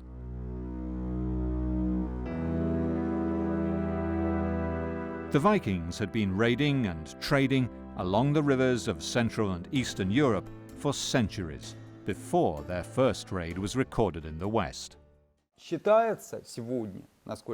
As far as I know, today the widespread belief is that the appearance of the Vikings in Eastern Europe is linked to their interest in silver that goes back to the 9th century. Between the 800s and 900s, so in the 9th century, several million silver dirhams were exported from the Caspian Sea area. There were no distinctions between raiders and traders. One day they were plundering farmsteads and churches, the next selling those same goods at markets. One such trader was a certain Norwegian seafarer, Othera, who disclosed to King Alfred of England what the trade routes of the Viking explorers and warriors were. He described a trip to the very north of Norway and round into the Arctic Sea and down again in search of walrus tusks and seal skins. He described the market town of Kaupang in Norway and the trade routes into the Baltic Sea. Another explorer, Wulfstan of Hedeby, reported where the Vikings exchanged their goods for such wealth. The travels of Wulfstan prove the extent of the Viking web of trade between West and East. Among the places Wulfstan visited was the great city of Truso, whose remains Marek Jagodziński found 20 years ago while riding his bike home. W Truso, jak wspomniałem, Truso założone zostało na pograniczu. As I said, Truso was set up by the Scandinavian newcomers on the frontier with Baltic peoples and Slavs. The objects which we found in Truso are mainly Scandinavian, but we have ceramics, I mean clay pots, from Western Slavs, and also pots made by Baltic people, I mean Prus people. Zachodniosłowiańskie I również naczynia bałtyckie, powiedzmy pruskie.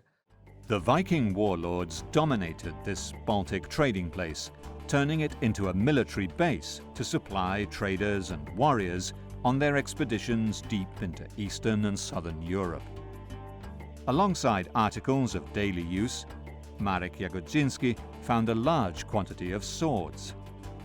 Truso was a hub of the Viking web of trade and pillage. Moim zdaniem nastąpiła wówczas pewna globalizacja. In my opinion, we see a sort of globalization. We find the same crafts, the same Arab coins, the same weights everywhere, from Britain to North Russia. So there was some kind of unification, and this unification was fostered by trade and craft. I to ujednolicenie związane właśnie z handlem i rzemiosłem. Here in Truso, local craftsmen worked amber, made combs, swords, jewelry, tools and weights. Slaves worked in production processes and as labor in the port. The trading emporia stretched all along the Baltic coast, from present-day Rostock to the Neva River, where St. Petersburg stands today.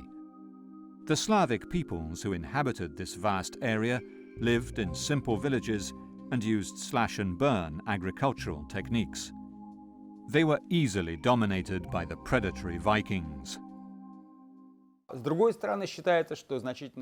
the other hand, there is a widespread belief that the largest portion of goods exported from Eastern Europe to the Caspian Sea with the aid of the Scandinavians were slaves. It is even said that in the 10th century, the Arabian slave markets were full of slaves from Eastern Europe. The Vikings turned their military outposts into market towns, where traders paid them for protection. The Scandinavians forged new trade links between East and West. In 841, while in France the Northmen were burning down Rouen, a Scandinavian warrior, Runic, and his two brothers founded the Kingdom of Novgorod. They were invited by the Slavic tribes of present-day Russia to give them peace and protection. The finds here, at Rurikovo Gorodište, just upstream from Novgorod, show a significant Scandinavian presence. The Viking artifacts that have been found in the Novgorod area are connected both to trade and warfare. We find not only weapons, but also scales and silver in the Scandinavian graves, which suggests that the dead person was a trader. The impressive rivers and lakes of northern Russia were the heart of the early Viking conquests. Lake Ladoga is still a shipping thoroughfare, and the Volkhov River flows into it, rising at Lake Ilmen 200 kilometers further south. The Svir River in northern Russia is one of the waterways that still today connects the Caspian and Baltic seas. Weapons such as axes and swords from Novgorod and Staria Ladoga show that these were not only thriving trading centers, but also military bases. We have to say that very few Scandinavian weapons have been found in the Novgorod area, while objects to do with trade and everyday life have been found in great quantities. We should also say that Russia is crossed by many rivers. Travel was by river mainly, and the Scandinavians were traders.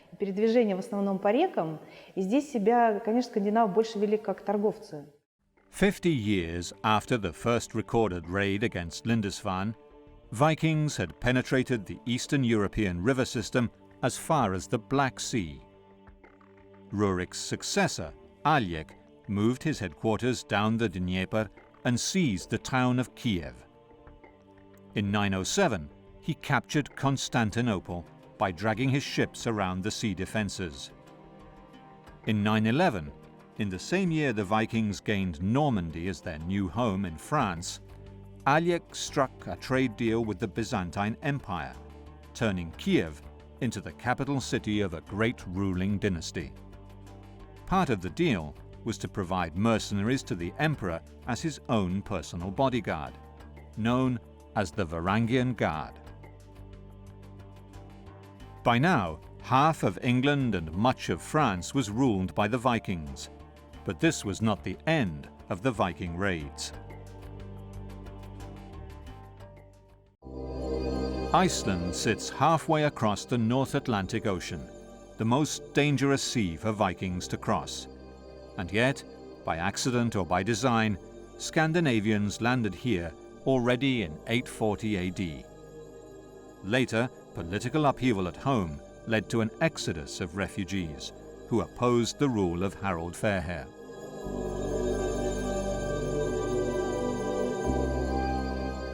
The Vikings who left Norway for Iceland found a completely virgin land and brought their social structures with them.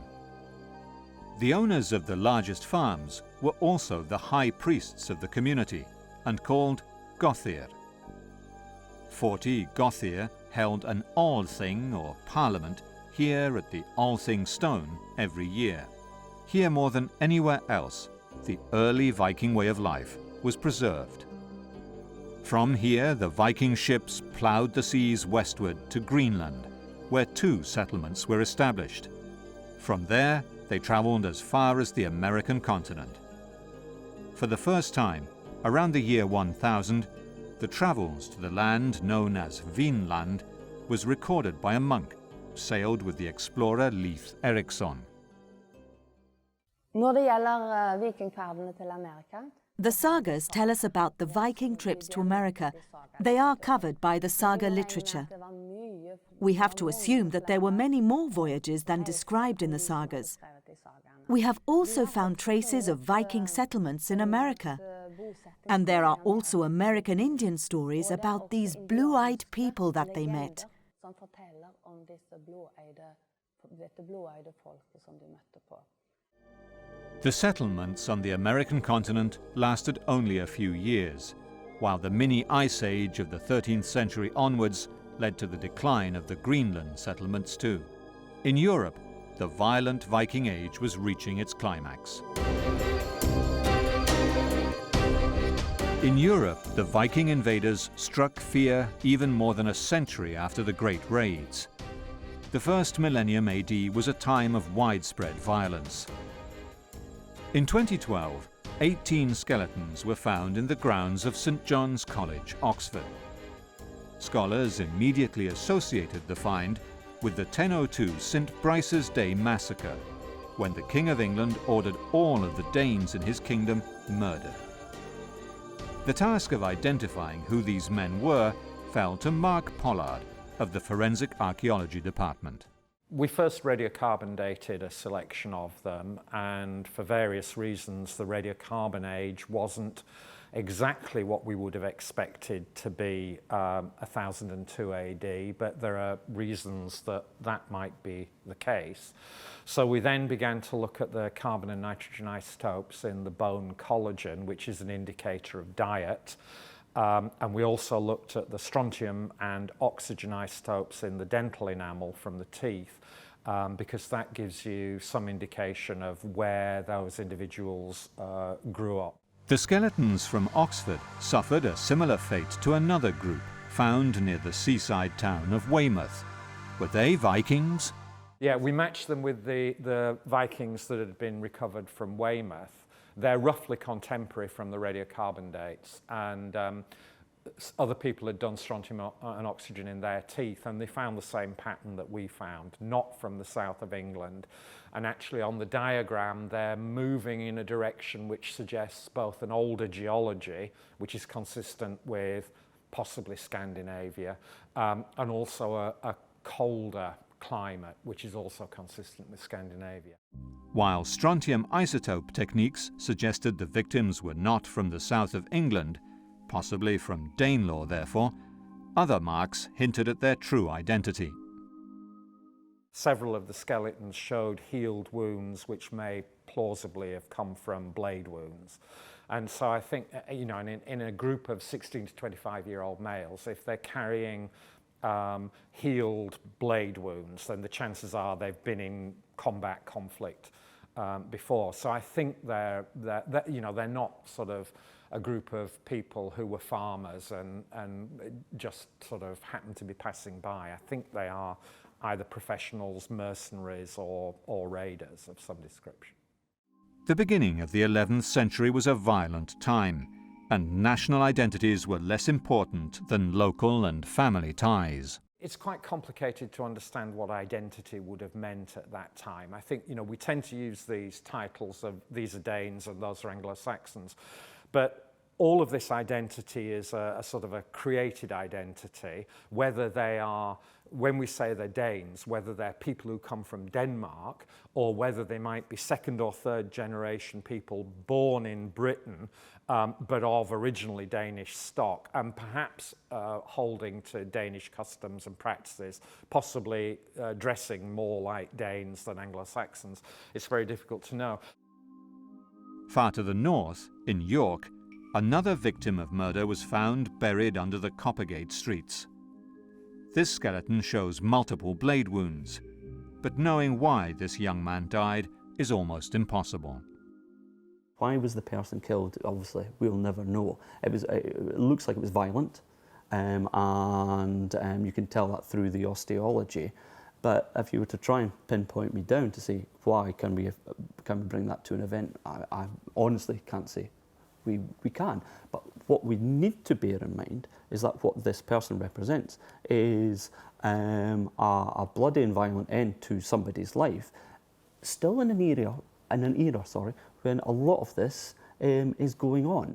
Although the legend of the violent Viking lives on, the true nature of their society may be different from what scholars have written for centuries.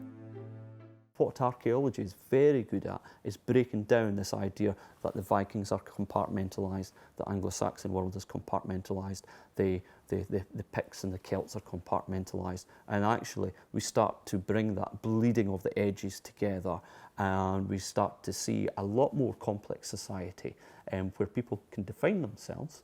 People obviously go to war about definition and power, but at the same time we get that input of continental imported goods. We see goods from Britain going abroad, and it just brings together, I think we make it a rich tapestry. Perhaps the most daring of all raids left Sweden for the furthest eastern edge of the Viking world. Around 1040 AD, Ingvar the Far-Travelled and a small army of 1,000 men left central Sweden for Russia and then on to present-day Georgia, then under Arab influence, where they won a decisive battle. The land ruled by Saracens was known as Sörkland. They may have crossed the Caspian Sea and reached Tashkent, but only one of the many ships returned home. 26 runestones in Sweden commemorate the men who travelled with Ingvar, but most touching of all is this one, now standing in the grounds of Gripsholm Castle on Lake Mälaren. It tells the tale of Ingvar's brother. Tolla had this stone raised in memory of her son, Haraldr, Ingvar's brother. They travelled valiantly far for gold, and in the east gave food to the eagle. They died in the south, in Sörkland. Ingvar may have been of royal blood, and his family were among the leaders of the international Viking elite who still led their warriors into battle 250 years after the raid on Lindisfarne. The most persistent myth about the Vikings is that they were thieves, they were pirates, they were great warriors, they always won all the battles, they were brave, they didn't fear death, and so on. But the truth is that they weren't better or worse than others at that time. They did live in a violent time.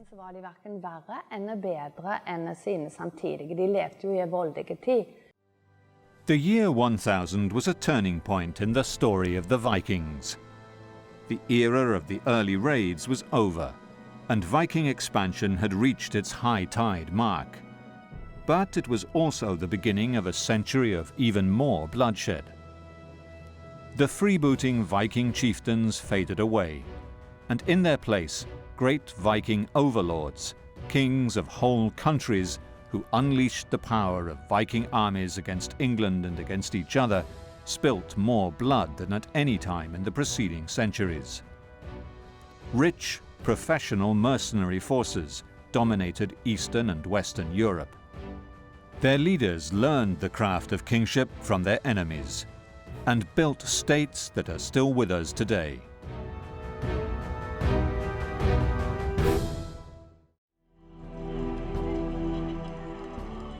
The Viking states grew out of the most extensive military expansion the world had ever seen since Roman times. Scandinavian warriors took their thirst for conquest from the heart of the Viking homeland to the very edges of Europe. Along the way, they laid the foundations of states that are still with us today.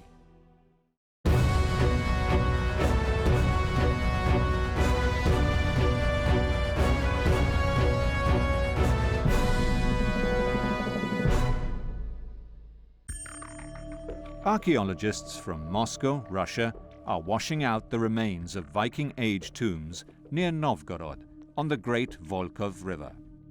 Discoveries here and elsewhere in Europe are revealing an unknown quality of these Scandinavian adventurers.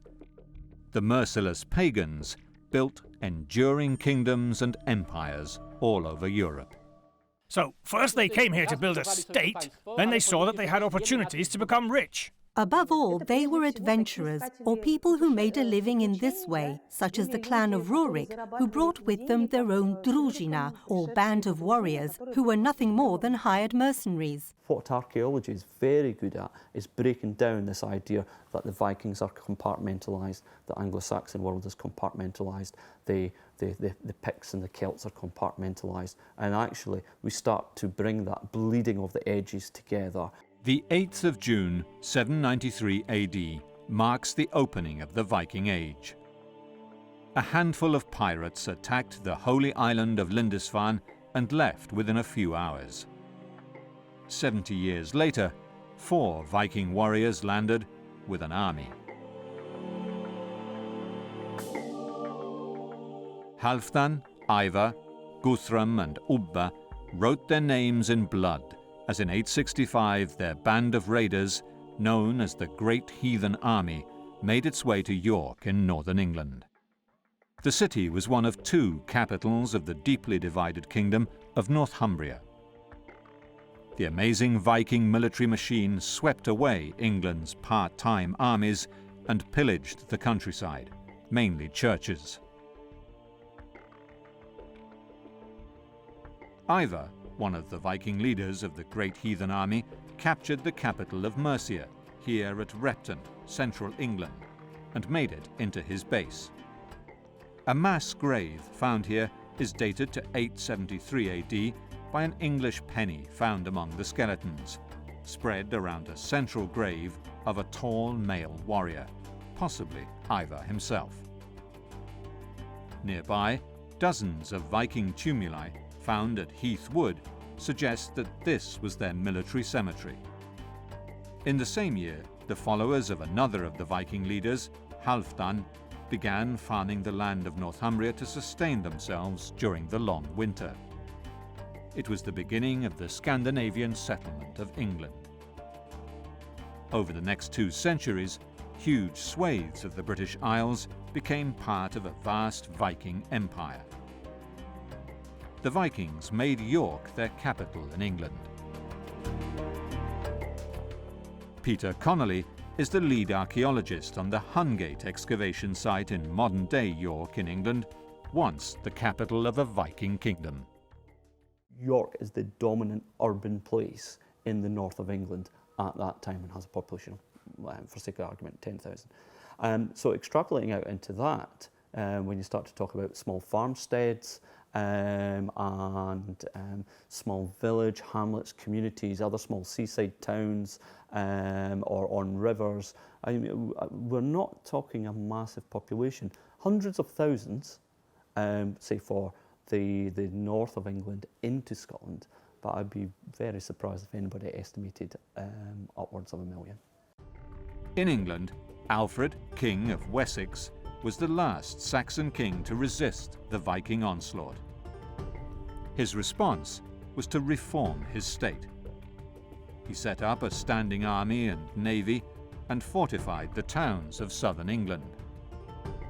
The increased efficiency of Alfred's Wessex not only stopped the Viking conquest, but served as a model for the invaders too. The treaty between Alfred and the last surviving leader of the Great Heathen Army, Guthrum, left a large part of England under Viking control, an area that came to be known as Danelaw. But Guthrum became a Christian. Raiders from Ireland and Scandinavia continued to view York as the capital of a great Viking realm, but Alfred's successors repeatedly repulsed the attacks, and in 920 AD, even the city of York recognized King Edward the Elder as the sole king of England.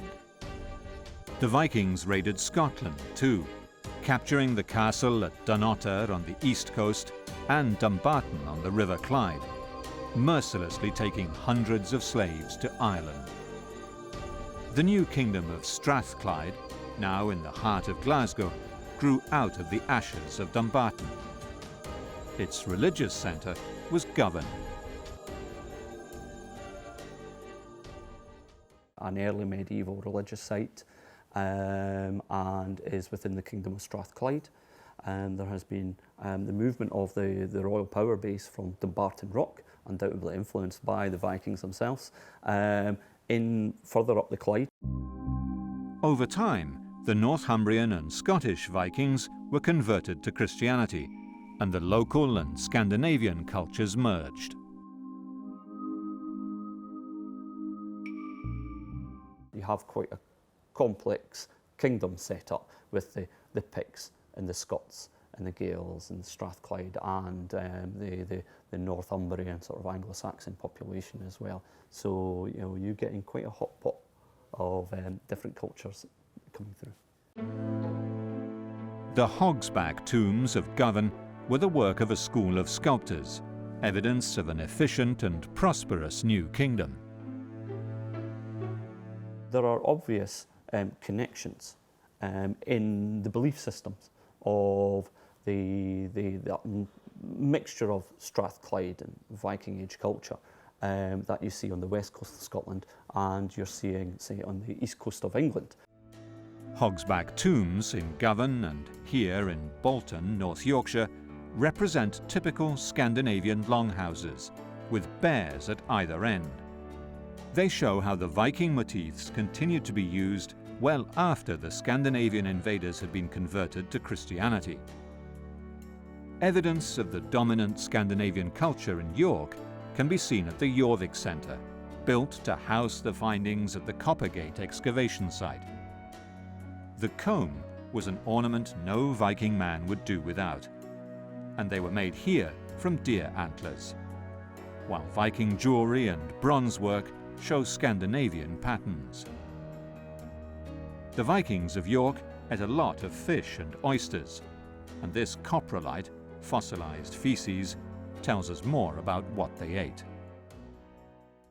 Diet is very interesting because we have coprolites, which gives us some insights into the diet. And so fruit seeds surviving, what we'd think of as plums and damsons. There are huge amounts of animal bone thrown out into waste pits. And we're talking about a high consumption of beef, to a lesser extent, pig, but we get all the major domesticates.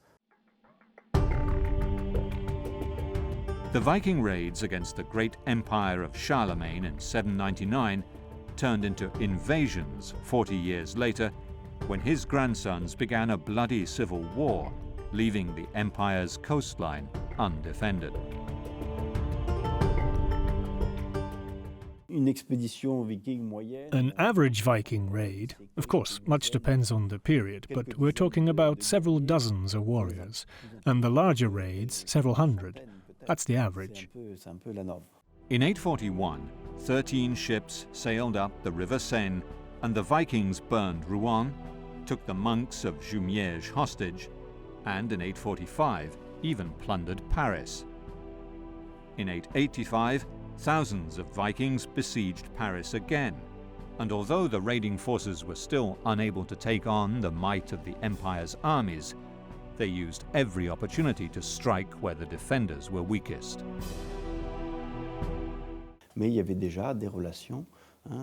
There were already interactions with the Frankish elites, so there was a range of relationships, from political to trade, understandings, and even at times alliances, because it happened that Frankish leaders asked the Scandinavians to work for them as mercenaries.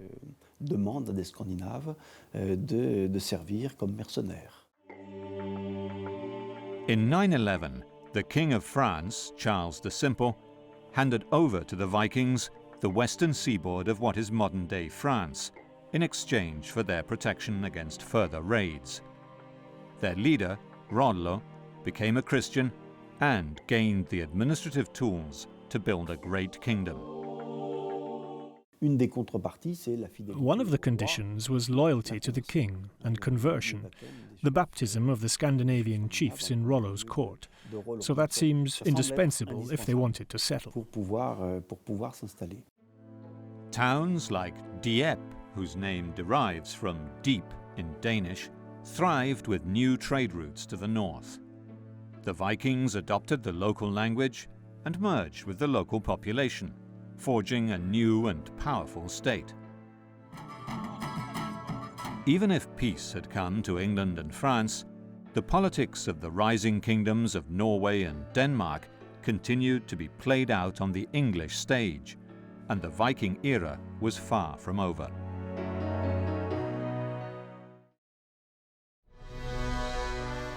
The rise of two aggressive and mutually hostile royal dynasties in Norway and Denmark heavily influenced events in modern-day France and England.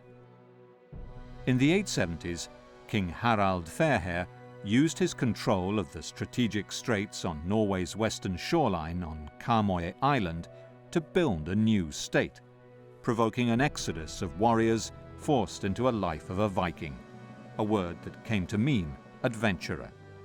Marit Vea is the lead archaeologist at the Orvaldsnes excavation on Karmøy Island. The last battle was in Havsfjord, around year 870. And when Harald Fairhair won this battle, he made Avaldnes into his most important royal estate, because this was where he could control the shipping traffic on the Norwegian coast the best.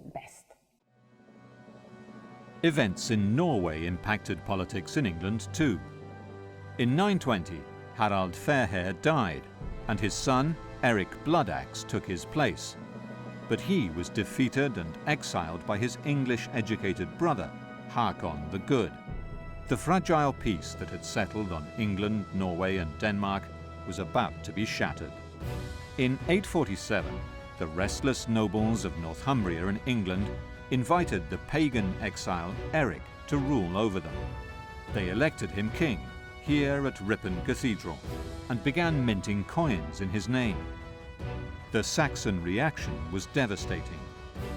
King Edred had Ripon Cathedral burned to the ground, and the terrified Northumbrians withdrew their support of Eric, who was killed in battle after a second attempt to win the throne of York. As we shall see, his Danish wife and a brood of dispossessed children thirsted for vengeance. During these upheavals, York continued to thrive, and Saxons and Scandinavians mostly lived in peace. The city of York grew, and the Scandinavian and Saxon populations merged in the most surprising way. Even building materials showed curious interaction between communities. The very first building that we excavated in Hungate, the preservation was very good. You think of these buildings as a big rectangular hole dug into the ground. To stop those earthen sides collapsing, you need to line them with wood and posts. And as our wood technology experts started to remove the boards or clean them up and look at them, he realised that they were all parts of the hull of a ship. These weren't boards from a Viking ship, they were actually from an Anglo-Saxon boat. The building techniques show how society changed over the decades after the fall of Eric Bloodaxe, and a more peaceful period began.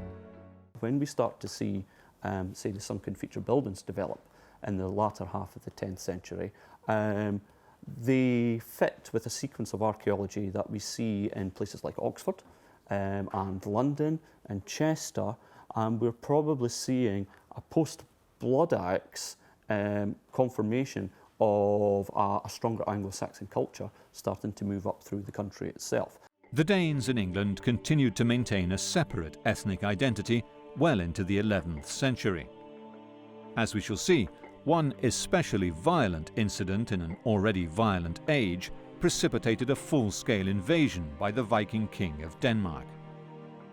In an early example of ethnic cleansing, King Ethelred ordered the murder of all Danes in England on St. Brice's Day 1002. Possible evidence of this was found in St. John's College, Oxford, when a car park was being built behind new student accommodation. Mark Pollard is the forensic archaeologist appointed to examine the skeletons. The ditch was outside the city walls, so one assumes that the people were marched out, if they were in the city, were taken out and executed, and then just pushed in the ditch. The most advanced scientific techniques were used to identify who they were and why they died. We first radiocarbon dated a selection of them. We then began to look at the carbon and nitrogen isotopes in the bone collagen, which is an indicator of diet. And we also looked at the strontium and oxygen isotopes in the dental enamel from the teeth, because that gives you some indication of where those individuals grew up. Dating the bodies was complicated by the probability that the victims had a high marine protein diet. If people have a large proportion of marine protein in the diet, then this can actually show up in the radiocarbon date as making it earlier than we would expect. So when we dated the St John's College skeletons, we found that the radiocarbon ages were up to 100 years earlier than 1002 AD. However, strontium and oxygen isotope analysis of their tooth enamel gave some indication as to where they grew up. It's difficult to say where they did come from, but I think it's reasonably confidently we can say that they weren't brought up in the south of England.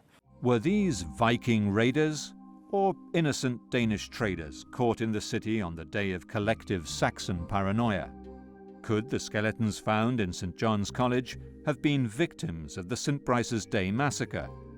And how did their fate tie into the spread of a wider Scandinavian empire? For the St John's skeletons, we don't think they came from the south of England. They have a young demography, 16 to 25 in general. They're all male. Some of them are carrying healed battle wounds.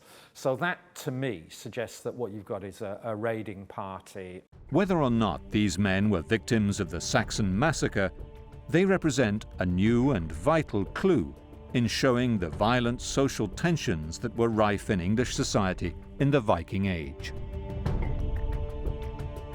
The St Brice's Day massacre sent shockwaves through Scandinavia. The new king of Denmark, Sven Forkbeard, attacked England with a mighty army. This was not a band of raiders. Sven's army was a formidable military machine.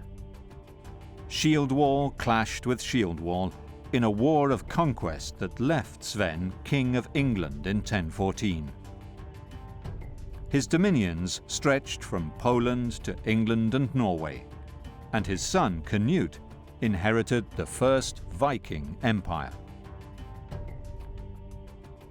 Sven Forkbeard's wife came from Poland, whose waterways were a vital part of the Viking trade network stretching to the Black Sea. Professor Czesław Skrok believes all the evidence points to direct Viking control. It was very quick because it was a small group, about 500 people. They drove in here like a corporation, like the mafia, and they built their own place. Clues pointing to the origins of the Polish nation were found close to the river Vistula, one of the Viking thoroughfares from the Baltic to the Black Sea. Here at Boże, close to the Viking hub of Włocławek, a multi-ethnic cemetery seems to prove this was one of the centers of trade between East and West. Professor Andrzej Bułko excavated the site.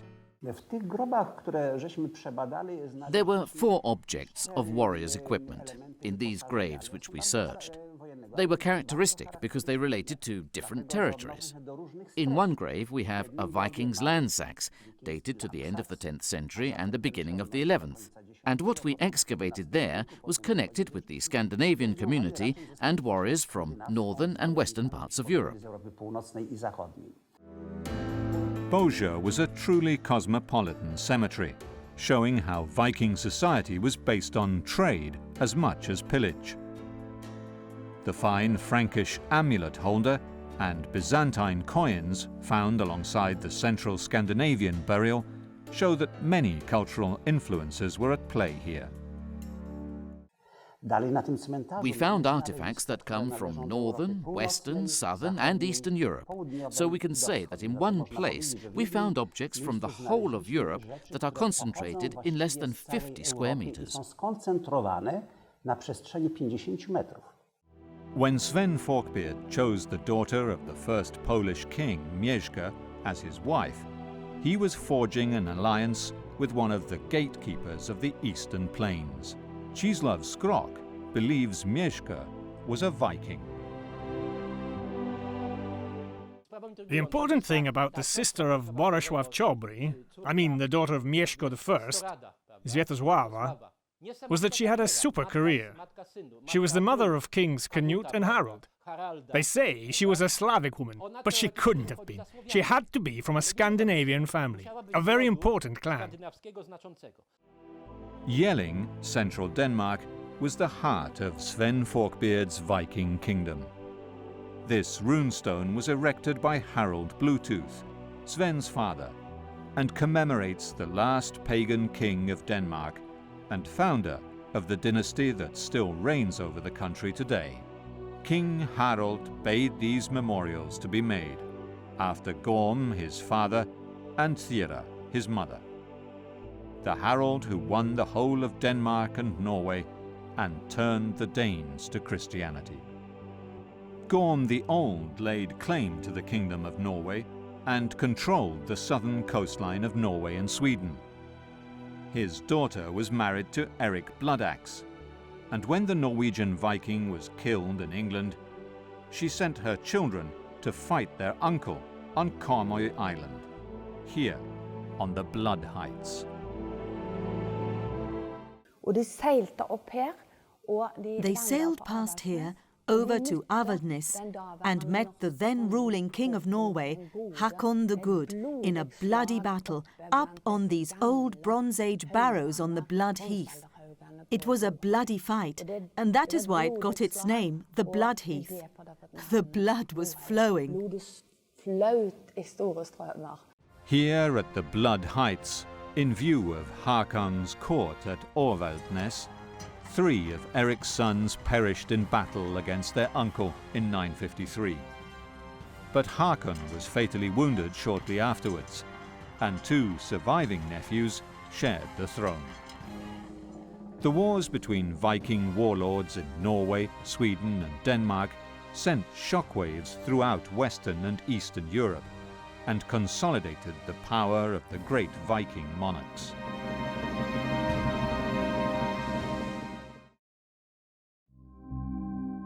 Modern archaeology throughout Europe is building a completely new picture of who the Vikings really were.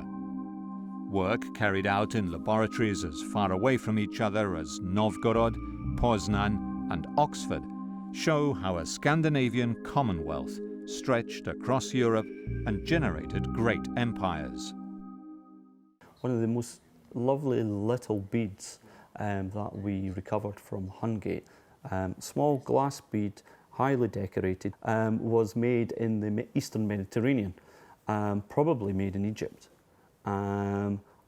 Turns up in I think first half of the 10th century context. It's come from the Eastern Mediterranean all the way, traded through a network, probably a very advanced network as well, to end up in Viking Age Jorvik.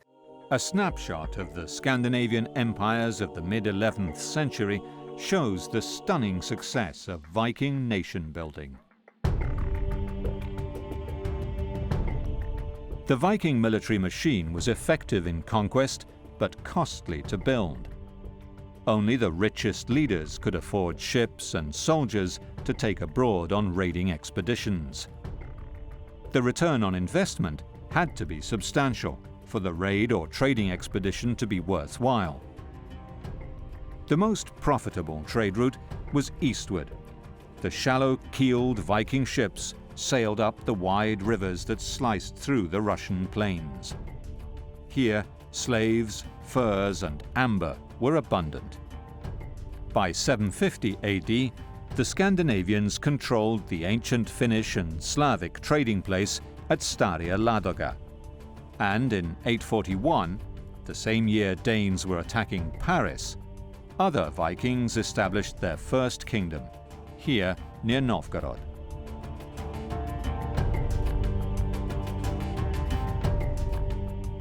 Olesia Rude is the curator of the museum exhibition here, which holds some of the most significant Viking artifacts in Russia.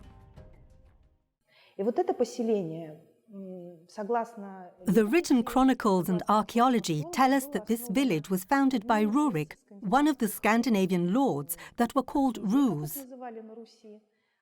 He arrived in this area together with his drusina, a band of varangians. They had been invited by the elders of the Slavic clans who lived around Novgorod in order to create a power center, let's say to create a stronger administrative center.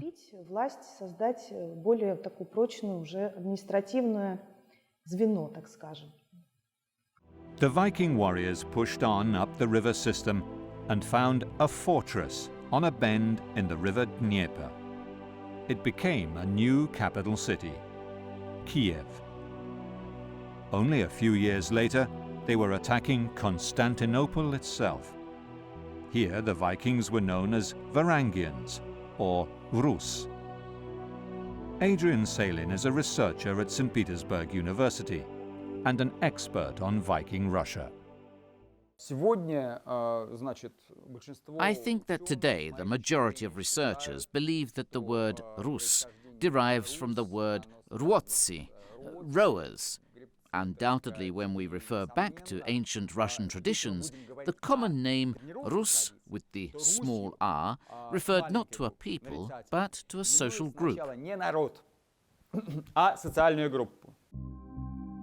The first chronicle of Viking Russia was written here, in Kiev, in the Monastery of the Caves, by a Christian monk by the name of Nestor. His mummified body still lies exposed for all to see.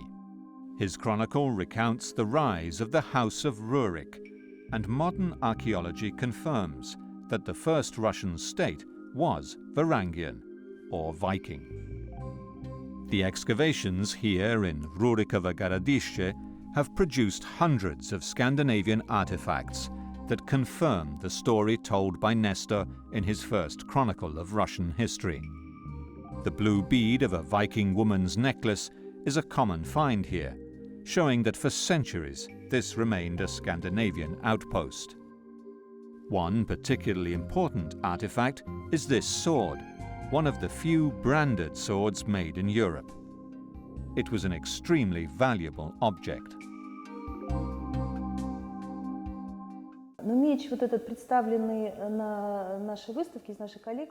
The sword in our collection is interesting mainly because of where it comes from and its shape.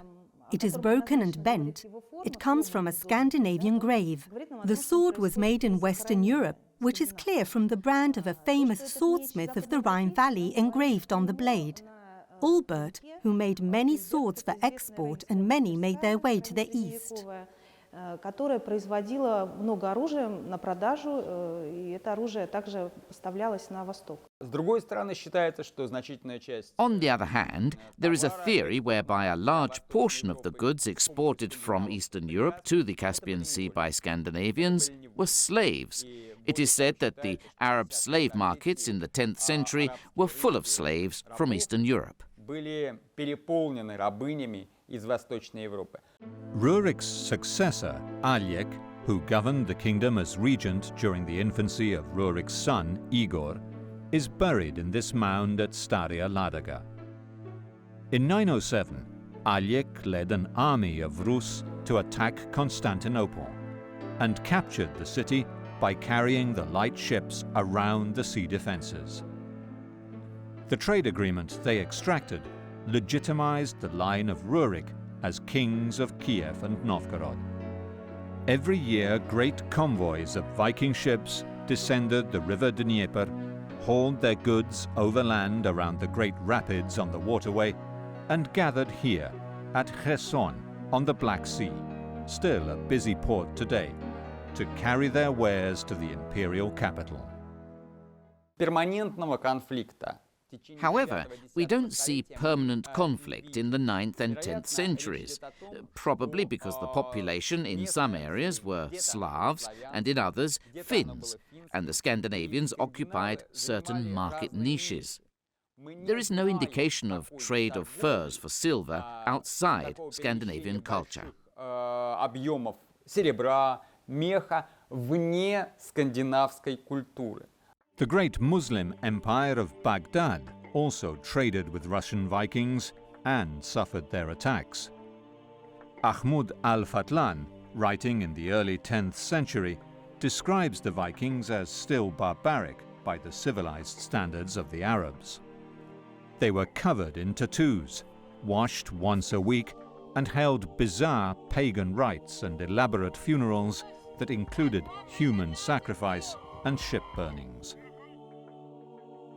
The descendants of Runic continued to rule in Kiev until his grandson, Sviatoslav, was killed by roving Pecheneg warriors during a trade expedition. The kingdom was plunged into civil war. Vladimir, his natural son, defeated the legitimate heirs and became king, and in 988 converted to Christianity and married the sister of the Byzantine emperor, further legitimizing the House of Runic as rulers by God's will. Vladimir and his successor Yaroslav continued to foster their bonds with Scandinavia and drew on the Viking homeland for warriors and goods to trade along the rivers of a vast Viking empire that stretched from the Atlantic to the Caspian Sea. The final drama of the Viking epic played out along the waterways of northern and eastern Europe. The story takes us back to the frozen north, where the sons of Eric Bloodaxe ruled after a long drawn-out civil war with their uncle. The kingdoms of the Scandinavian north and east suffered years of civil war that threw up some of the greatest leaders of the whole Viking epic. Legend has it that Astrid, daughter-in-law of Harald Fairhair, fled from the wrath of the sons of Eric Bloodaxe with her 3-year-old son, Olaf Tryggvason, to join her brother in Kiev, but fell prey to pirates, and little Olaf was made a slave. 6 years later, he was freed by his uncle, who raised him in Novgorod. He served King Vladimir as a soldier, but gained most of his prestige and wealth as a mercenary, fighting for the Holy Roman Empire against the Danish king Harald Bluetooth and his puppet king of Norway. The mercenary Olaf also married a Polish princess who died young, and after years of raiding Scotland and Ireland and a second marriage to an Irish queen, Olaf was converted to Christianity. He returned to Norway and won back his rightful place on the throne as a direct descendant of Harald Fairhair. He forcibly converted Norway to Christianity and ruled from 997 for 3 years until defeated and killed in a naval battle against an alliance of his old enemies in an expedition to present-day Poland. His life is marked by legendary events.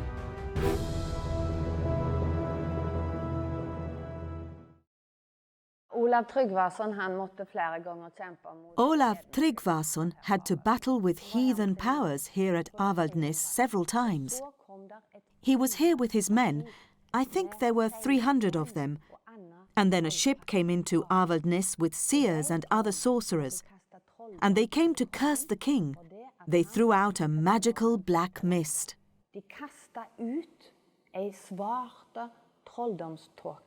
Olaf Tryggvason was saved by his Christian beliefs, and the black cloud was thrown back at the seers. However, his reaction was less than forgiving. And this is the way they died. They were to be put out at the Skrete sheer rock, and when the sea got higher, the sorcerers drowned. And it was a slow death, of course. The sworn enemy of Olaf was the aggressive Harald Bluetooth, forced to convert to Christianity on his defeat by the German emperors. In the early Viking Age, kings in Denmark wielded far less power than in the Christian empires and kingdoms where the church provided key administrative services. Tom Christensen has excavated the ancient Danish chieftain's camp at Lejre for the past 20 years. It is not that the Danes turned their backs on Europe, but they were a Germanic tribal society which had its traditions and were tied to them. I think that the power was divided between clan chiefs. There might have been a sort of king, but not an autocratic king, as power was mainly based on alliances between the various clans.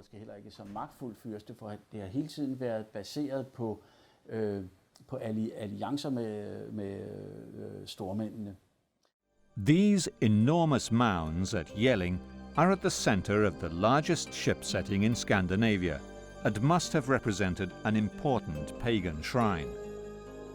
Evidence that Harald actually did control the whole of Denmark are these fortresses, called Trelleborgs, spread around his realm that stretched into modern-day Sweden. Each fort was circular, with 4 doors and longhouses in each quarter. Although Bluetooth was nominally Christian, here in Trelleborg, the remains of 2 children thrown into a well at the age of 4 show that human sacrifice continued far into his reign. Harald Bluetooth claimed the thrones of Norway and even Sweden, and drew on the services of the finest pagan mercenary force of the time, the Vikings, one of whom is commemorated on this runestone on the Swedish island of Öland. Based in present-day Volin, they remained Bluetooth's allies till the end, well after he was deposed by his own son, Sven Forkbeard, in 998. He is buried in Roskilde, the first Christian parish in Denmark. The first Danish bishop was an Englishman, but the Germans wanted Denmark as a church province. So when Adam of Bremen later on wrote about the conditions in Denmark, he portrayed Harald Bluetooth as a positive leader for the Germans and stated that his burial took place in Roskilde. The Swedish, Danish and Norwegian kings looked eastwards to the great plains of Poland and Russia for their wealth, and sent men and goods down the great rivers to Constantinople, where they traded with the great empire and served as mercenaries in the imperial Varangian Guard. Nearly 3 centuries after the first recorded Viking raid in England, the epic of the Northmen reached its climax. This runestone in the churchyard of Tumbo, Sweden, commemorates a Viking warrior who died in the service of the Greek emperor. Another near Uppsala commemorates a great captain. Across Scandinavia, memorial stones like this bear testament to Viking soldiers who fought in the Mediterranean. The elite Varangian Guard fought along the empire's frontiers, and in Italy clashed with descendants of other Northmen who had built a home in France. The Palace of the Normans in Palermo is a monument to the audacious Norman mercenaries who became kings of southern Italy. 2 brothers from Normandy, descendants of the Viking invaders, came with their men to fight the Greeks in 1014 and stayed. They emerged the final victors after a series of long drawn-out wars in southern Italy in the early 11th century. Count Robert of Hauteville finally pushed out the Arabs from Sicily to become king. He was crowned here, in the Palace of the Normans, by the powerful Bishop of Palermo. The Norman rule over Sicily was famous for its tolerance and openness to trade with the Arab world. Even farther east, in the bustling metropolis of Constantinople, a Norwegian mercenary commanded the Imperial Guard, known as the Varangian Guard. Harald Hardrada was an heir to the Norwegian throne, but working for hire in Constantinople. Når det gjelder ferdene til Konstantinopel, for eksempel. With regards to Harald Hardrada's trips to Constantinople and to Africa, which are also recorded in the sagas, as well as in international contemporary sources, we find small traces of the Vikings, for example in Constantinople, where a Viking has written graffiti in a beautiful church. Der en viking har skrevet noe graffiti I den vakre kirken I Konstantinopel. In 1046, Harald Hardrada turned his sights back to the homeland of Norway, where his nephew, Magnus the Good, had been elected king.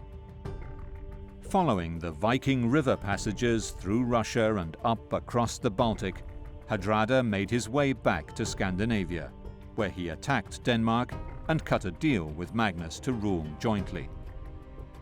When Magnus died, Hardrada became the sole king. Harald's reign in Norway and Denmark was one of peace and prosperity, with the emergence of churches, towns, and thriving trade and minted money. Hardrada's ambition was to recreate Canute's North Atlantic Empire. He claimed the Danish throne and then was invited by the exiled half-brother of the English king to take the English throne as well. In 1066, Harald set sail from Norway. Other powerful kings had their eyes on the English throne. In Normandy, Duke William had been promised the throne, and now was preparing to take it by force. In William's view, King Harold Godwinson of England was a usurper. The Bayeux Tapestry supports William's claim to the English throne and describes how he went about winning it for himself. The Duke of Normandy could count on important allies in his bid. On the 12th of August 1066, William's fleet sailed up the coast of France and stopped in the ports of Normandy as it collected soldiers from the Viking settlements. The Norman armada landed at Pevensey on the 28th of September and made its way to Hastings. As William and Harold Hardrada bore down toward England, the English king Harold Godwinson rushed north with his army. Harold Hardrada defeated the English at Fulford on the outskirts of York, but when the might of the English army met the Viking hordes at Stamford Bridge, Hardrada was killed in battle. The exhausted English army marched south again to face William of Normandy at Hastings, just 19 days later. The Norman cavalry fled in front of the Saxon shield wall, and William was given up for dead. The Saxons broke ranks to pursue the Normans, but when William showed his face to his men, the Normans rallied and Harold was killed.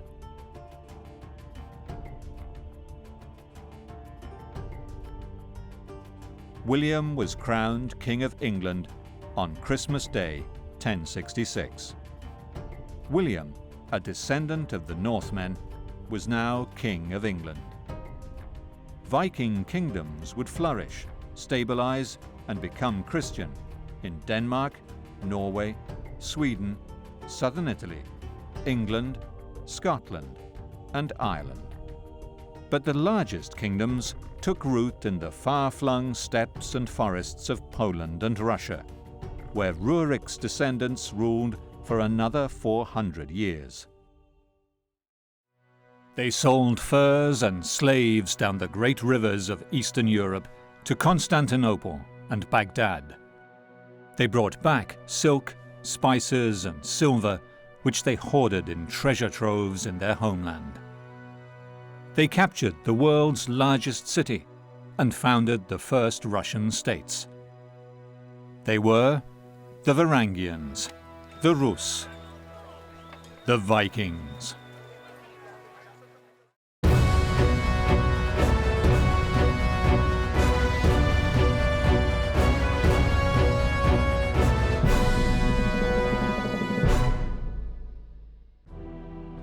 Istanbul, Turkey. Once Constantinople, the greatest city of the ancient world, heart of a 1,000-year-old empire. To the Vikings, and still today, it is the gateway to the east. First, the Scandinavian warriors came here to plunder. Then, in a daring raid, They penetrated its massive defenses and extracted a privileged trade deal. Считается сегодня, насколько мне Today it is believed, as far as I know, that the appearance of the Vikings here in Eastern Europe in the 9th century is closely connected with their desire for silver. в 9 столетии интересом к восточному серебру. Obviously, the Eastern world was most interested in slaves and furs. The Vikings had plundered the vast plains of Central Europe for centuries before they pushed up the river systems to the Black Sea and attacked Constantinople. Dozens of runestones, like these in modern-day Sweden, tell us of the fearless Scandinavian warriors who died in faraway Greece and Turkey. Runestones, sagas, and the first Russian chronicle tell us the story of the Vikings of Eastern Europe. But before anything was written, Vikings were plundering the shoreline of the Baltic Sea. 2 amazing Viking ships, found on the Estonian island of Saaremaa and excavated in 2011, prove that the Vikings were here far earlier than ever recorded. When Yuri Pietz of the History Faculty of Tallinn sent bones and organic artifacts for radiocarbon dating, the results were stunning. Analysis of the items we found show that they can be dated to pre-Viking times. Orgaanilise materjali süsinikanalüüsid dateerivad ta siis eelviikingi aega. The warriors who died here were a class of professional fighters, or Vikings, as they are known today. Nüüd kindlasti on huvitav küsimus ja selle hetkel me päris At first we weren't quite sure where these men came from. meresõitjad pärit on. Judging from some of the items and other marks, it was more or less clear we were dealing with Scandinavian sailors. Et tegemist on Skandinaavia meresõitjatega. 2 sites in Poland also prove that the Vikings colonized the estuaries of the great rivers of Central Europe to control access to the plains of modern-day Russia, Poland and Ukraine, rich in furs and slaves. Marek Jagodzinski has excavated the site of Truso, near Elbląg, for the past 20 years. The finds here show a vibrant industrial town, dominated by a Viking military elite, a base for the trafficking of people and goods all the way to the Black Sea. Przede wszystkim to, co odkryliśmy. First of all, what we found was that the size of the settlement was about 20 hectares with regular buildings, the division of the harbour area from the centre area, and evidence of crafts and trade activity around the harbour. Rzemiosła, które odkryliśmy tam, handel, który było to miejsce handlu, był to port, było to miejsce handlu. On the western edge of today's Poland, near the estuary of the Oder River, lies Wolin, another Viking trading post, where local Baltic populations mixed with the Viking traders. Wojciech Filipowiak heads the excavations here. Osiedlają się w tym miejscu w Wolinie również inne nacje. Written sources tell us that people of many ethnic origins settled here in Wolin. We know about Saxons, but we can't find any archaeological traces of them, and the Rus also. And we know that Arabs came here because of the amber and other objects of trade. Innych towarów również i Arabowie, natomiast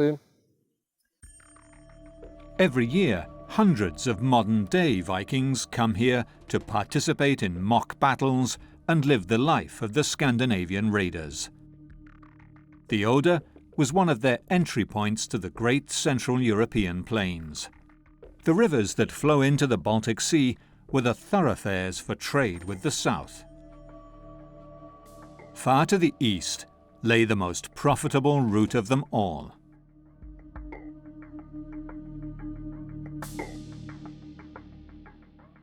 Lake Ladoga, Europe's largest lake and Russia's northernmost expanse of fresh water. One of its tributaries is the great river Volkhov, the waterway leading to the industrial complexes of Volkhov City and Kirishi. For thousands of years, this lake and river system was the gateway to the depths of the Russian steppe and beyond it to the civilizations of the Eastern Mediterranean. For the Vikings, it was just one of the entry points in their aggressive penetration of the Eastern European landmass. A few kilometers south of the Volkhov estuary into Lake Ladoga lies Staraya Ladoga. Here, archaeological excavations have exposed the birthplace of Russia. The typical runic inscriptions and Scandinavian amulets that date back to 753 show that the Vikings had come to dominate this strategic point on the river almost half a century before the first recorded raids against Western Europe. This is Staraya Ladoga, where for certain we have found Scandinavian artifacts dating to before the Viking Age. This is the story of how the great Eastern Empire of the Vikings developed out of a small band of ruthless pagan traders and warriors drawn to the incredible riches of the Eastern Mediterranean. It starts here, in Staraya Ladoga, an ancient trading place on the Volkhov River in northern Russia. The most important artifacts relating to the Vikings go back to ancient times, mainly the 9th and 10th centuries. Their ships ploughed the seas and rivers of the north and penetrated into the landmass of today's Russia, Ukraine and Poland in search of the legendary wealth of the south. Here they captured slaves, plundered furs, and took them to the cities of Baghdad and Constantinople, where they exchanged them for silver coins, some of which found their way back to the Viking homeland. Today, as far as I know, most researchers believe that the Scandinavians exported silver from the Caspian Sea and imported furs taken from Eastern Europe. But here there is some divergence in opinion on the origins of certain goods. Furs were objects of prestige, not very practical, but of prestige.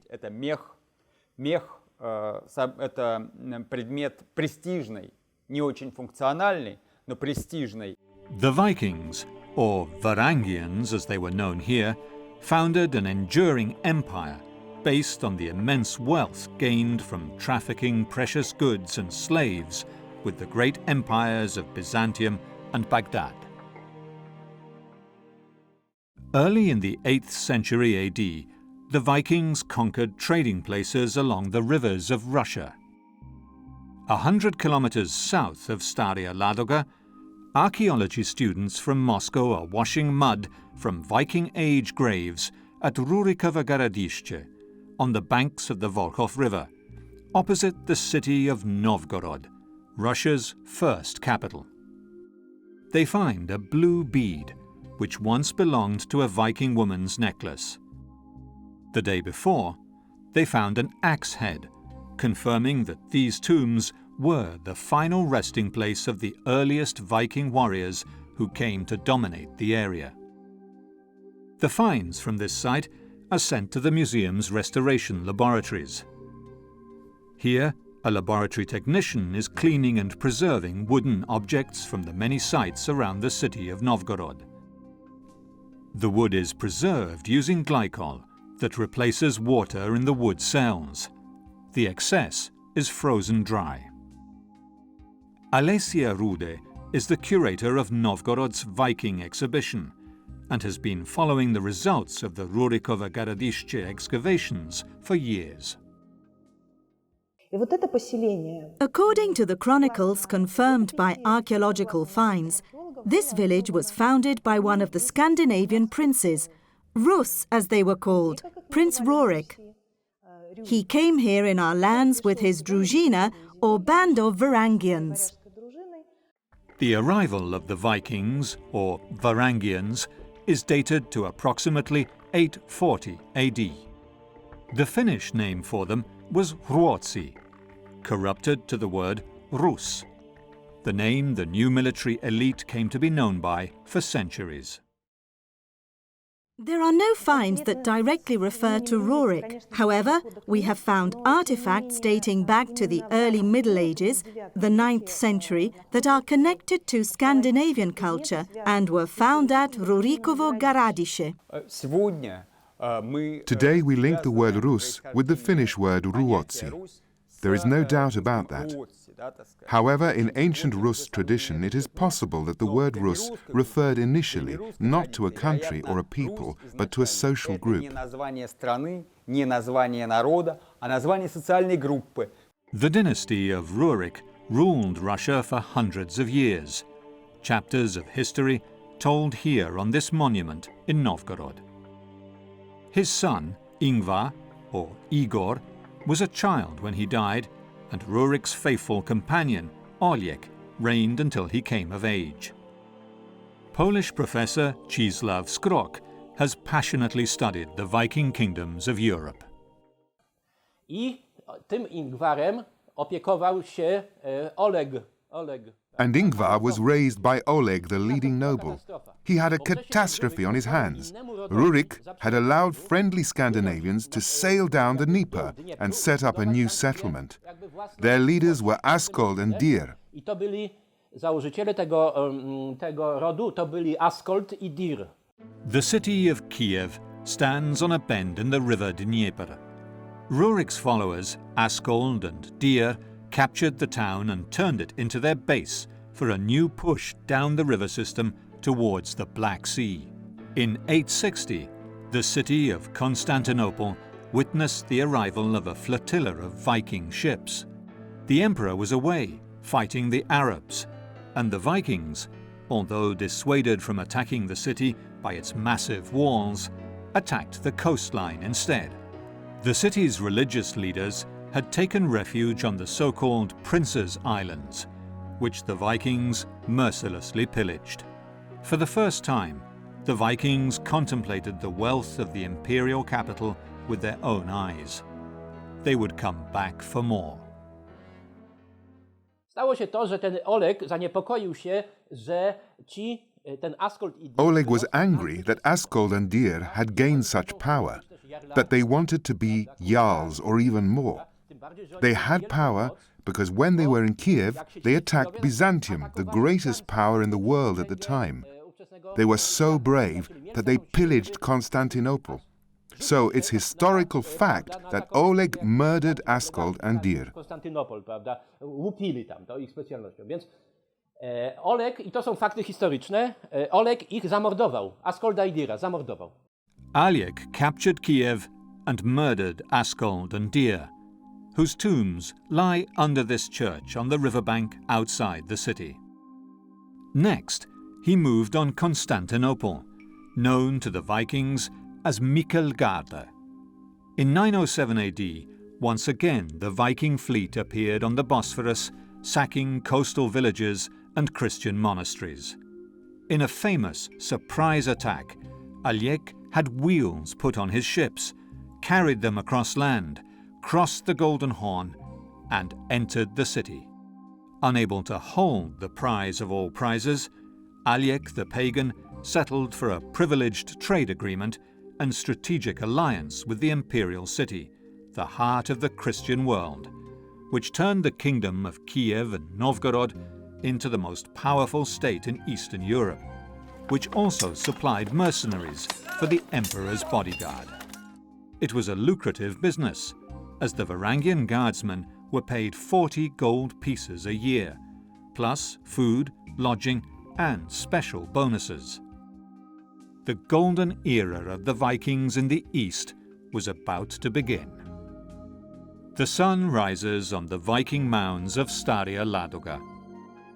This burial mound once held the remains of Rurik's successor, Oleg, whose attack on Constantinople is the high point of the Viking Eastern saga, thrusting these fearless barbarians into the history books of the great city. The primary source of our knowledge of the Viking origins of Russia is the chronicle written by a Christian Orthodox monk called Nestor, who is buried here in Kiev in the Monastery of the Caves, the very first built on the river Dnieper. Nestor recounts the development of the first Russian state, but makes no mention of what happened to Askold and Dir's followers. According to Czislaw Skrok, they fled westwards to modern-day Poland. There was no military opposition here. The population was sedentary and calm. There was no one to stop them. To the north was the Baltic Sea, with access via Wolin, Kołobrzeg, Truso and Elbląg. There were the swamps of Notek, so they had security. On the west, I mean protection from Kiev and Novgorod, there were swamps of the Poles.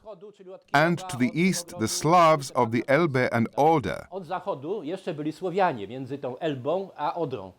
Все-таки, когда мы говорим о тех скандинавах, которые осели здесь, However, when we talk of Scandinavians who settled in the land of future ancient Russia, I don't think we can talk of great global migration of peoples who moved freely between Normandy and York, for example, and Iceland and Kiev. группы людей свободно, глобально перемещались между Нормандией, Йорком, я не знаю, Исландией и Киевом, например. The rise of Poland as a place of passage of the cosmopolitan Viking elites of the time is highlighted by the remarkable archaeological find at Boże, near the Vistula River. Andrzej Bucho excavated the site that turns Polish history on its head. This is a completely untraditional cemetery because there's nothing like this cemetery in the whole of Europe.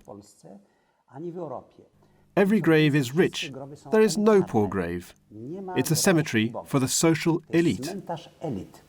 The archaeologists excavating Boże found a number of graves from different epochs and different cultures. The multi-ethnic community controlled a key point on the river Vistula. Let's take Boże. There we have traders. We find equipment that shows that these people engaged in trade. There were also warriors with their families, people who controlled this thoroughfare. The thoroughfare of the Vistula is very important because it connects the North Sea, Baltic Sea, via the Vistula, via the river Buk, to the Black Sea and Byzantium. So controlling this route was the best way to become rich. The central figure was a young male warrior killed in battle, his jaw hacked off. He was buried with 2 women, possibly slaves, and with his weapons and armor. Professor Bucho called in experts in strontium isotopes and DNA to identify where the skeletons came from. Jak oni przybywali? U nas bardzo ważny był szlak Wisły. The northern and central Vistula are very important.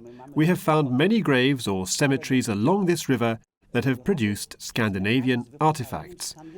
In most of them we have only these artifacts to prove the connection, while in Boże we also did strontium isotope and DNA analysis, proving that these were indeed foreigners.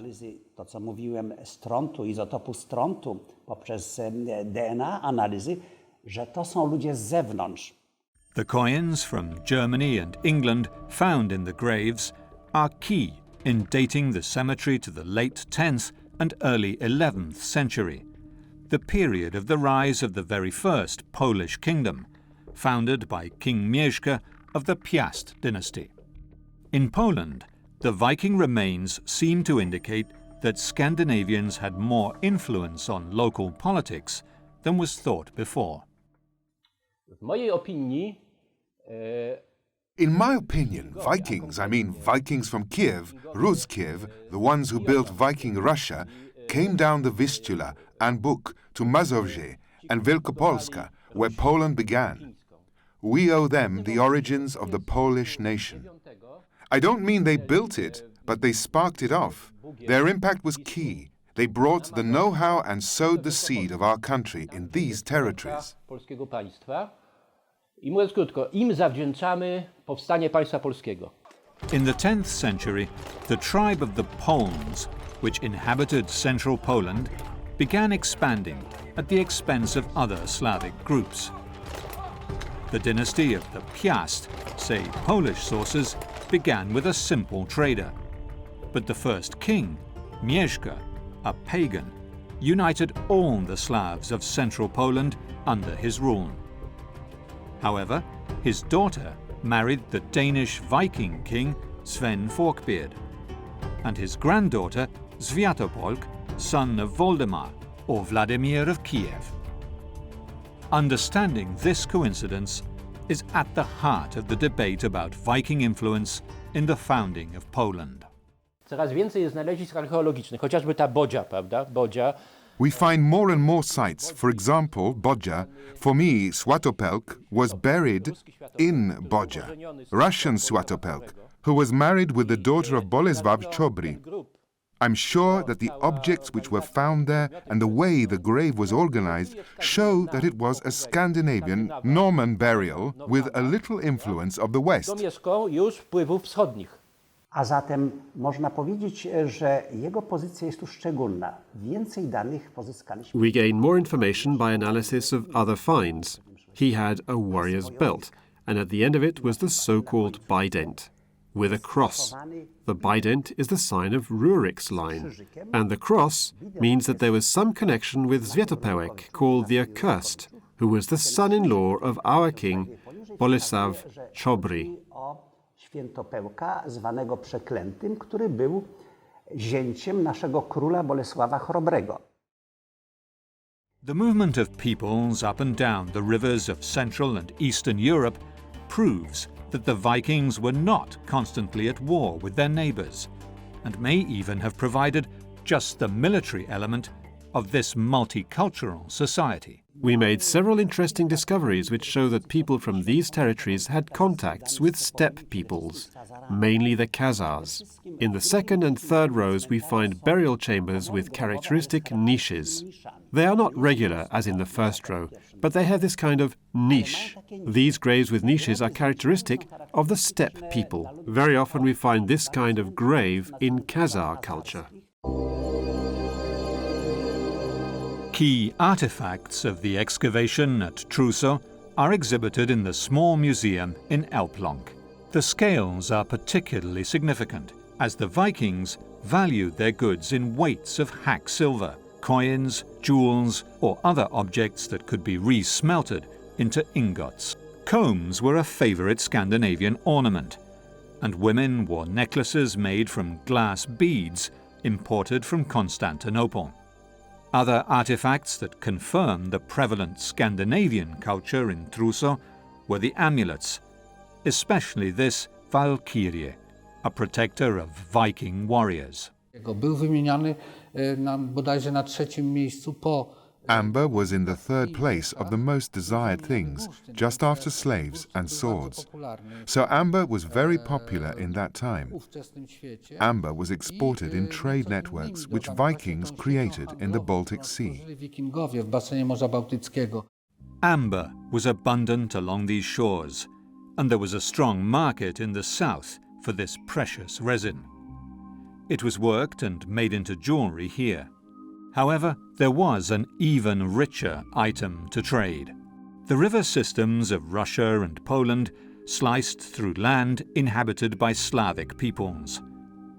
The Rus of Kiev, Vikings, plundered the land for slaves and sold them to the great empires of the south and west. These were the single most profitable trade, and one witnessed by many a chronicler. I też jest przekaz chyba Ibrahima ibn Jakuba, prawda? A written source from Ibrahim ibn Yaqub. He was a Spanish traveller from Seville. He mentioned that varangians, Normans, came to Prague with slaves. Where were they from? From Kiev and Krakow. Waregowie, czyli Normanowie. Mówi o tym wprost. Skąd przybywają? Z Kijowa i z Krakowa. И более того, считается, что в X столетии It is even said that in the 10th century, Arab slave markets were full of slaves from Eastern Europe.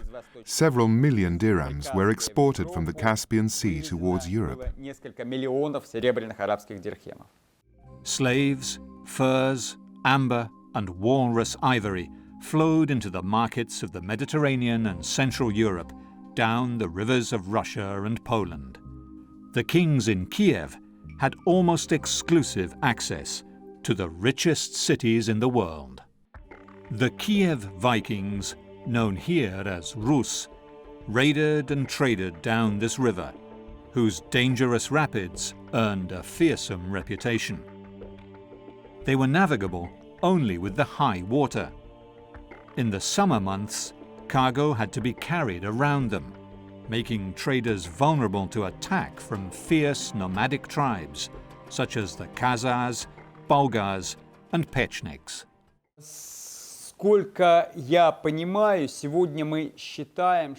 As far as I know, today we do not believe there was a great difference between merchants and warriors in Scandinavian culture. We can only say that in the 10th century, when there was almost no centralized power in most of the land, it was impossible not to be a warrior.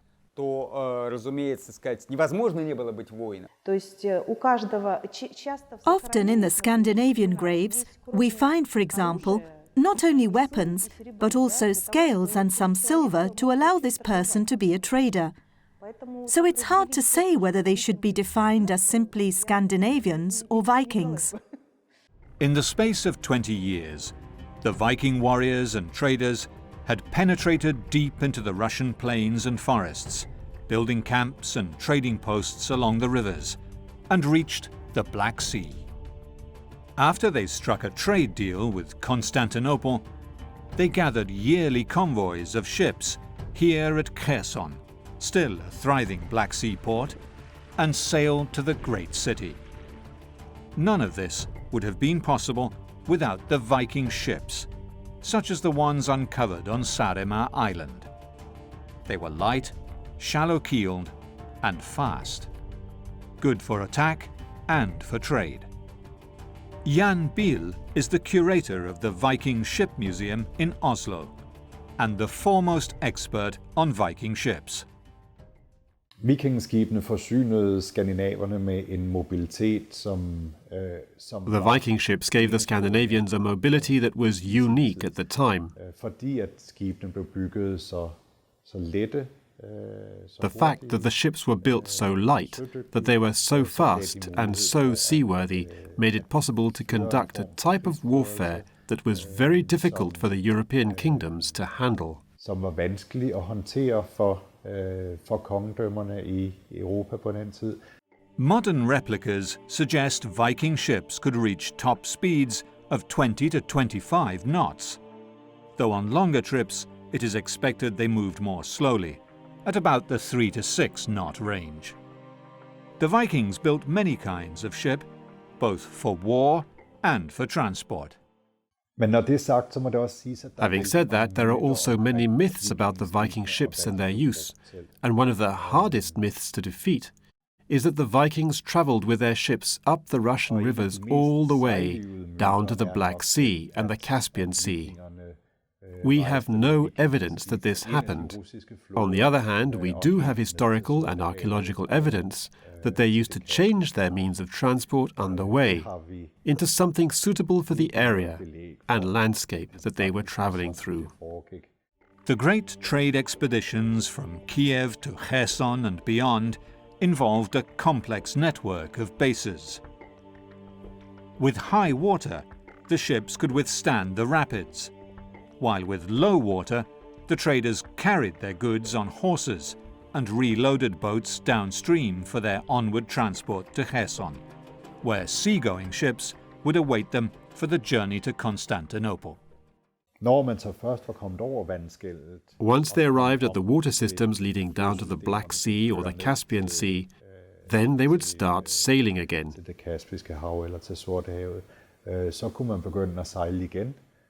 And we have a fantastic Byzantine source that describes how the Scandinavians did this. Som beskriver, hvordan at skandinaverne faktisk gjorde det her. Aljek's successor, Igor, or Ingvar, Rurik's son, led unsuccessful attacks against Byzantium and the Arab Empire and was killed on a punitive raid. His son, Sviatoslav, made an alliance with Constantinople and succeeded in destroying the Khazar Empire. He too was killed during a trade expedition by Pechneg nomads during a land portage around the Dnieper Rapids. All the gains that Rurik's descendants had made over the century were squandered in a devastating civil war that brought about a radical change in the nature of the Viking Russian state. This did not stop them trading up and down the rivers of Russia, however, where the Arab diplomat Ibn al-Fatlan found them on the Volga River. He described the bizarre pagan funeral rites of Viking warriors, which included the sacrifice of slave girls. The men he described were still very barbaric, according to Arab standards. They were tattooed from head to toe and rarely took baths. The civil war between Rurik's offspring left Valdemar or Vladimir as sole ruler. He expanded the kingdom of Novgorod and Kiev into Poland and eastwards, and boldly demanded the hand of Princess Anna, sister of the Emperor of Constantinople, in exchange for his military support in quelling a rebellion. Vladimir chose to become an Orthodox Christian, after famously considering all the monotheistic religions of the time, and seems to have embraced Slavs in his court.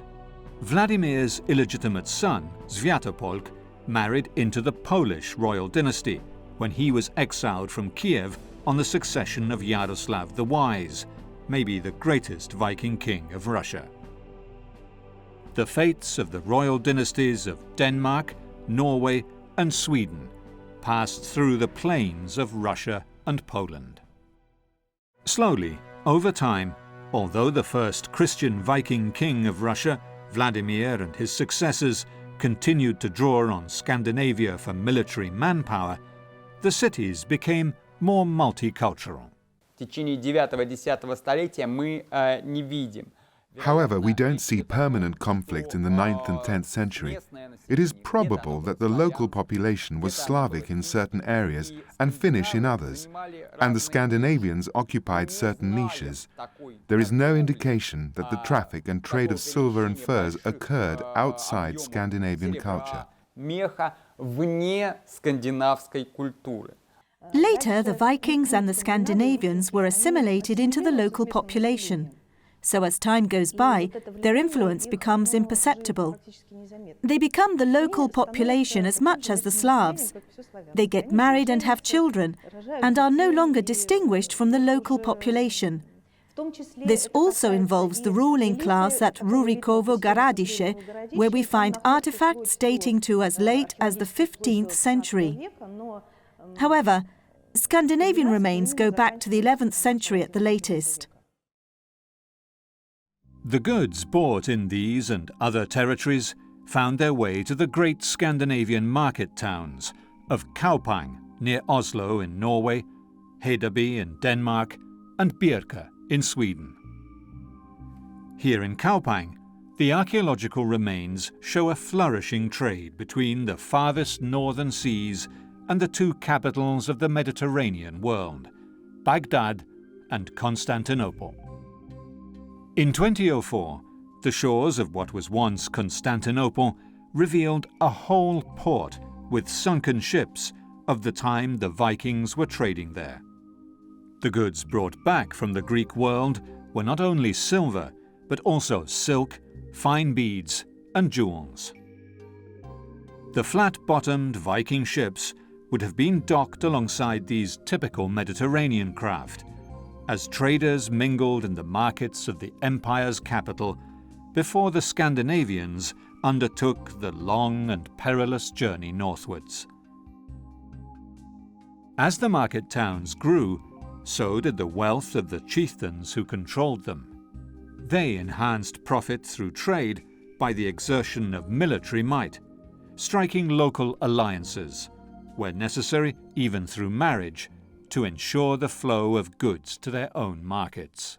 Nie jesteśmy pewni, In some cases, we know that objects which were not typical of Slavic culture were produced here. So we know that glass beads or some kind of decoration on the monuments were probably 100% produced in this place. Zdobień na zabytkach były najprawdopodobniej prawie na 100% produkowane na miejscu.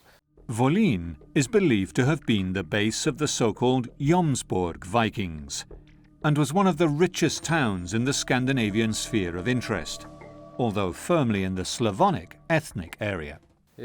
Źródła pisane mówią o Jomsborgu jako wielkim... We must think about this as a whole. The written sources say that Jomsborg was a huge city on the South Baltic coastline, and they tell us about events in this place at that time. So when we discover archaeologically this kind of big city dating back to medieval times, and we find lots of artifacts for trade and export and crafts and so forth, we have no doubts that this is that place. Nie ma wątpliwości, że to musi być to miejsce. Żadne inne nie może się z nim równać. This runestone that stands on Åland commemorates the greatest battle of the Jomsvikings, when their commander attempted to win the throne of Sweden on the plain of Uppsala. It invokes Odin and his daughter, a rare mention of pagan gods on a runestone. According to the ancient sagas, written down centuries after the events by Icelandic scribes, the Jomsvikings were mercenaries who often fought as allies of the Danish king Harald Bluetooth.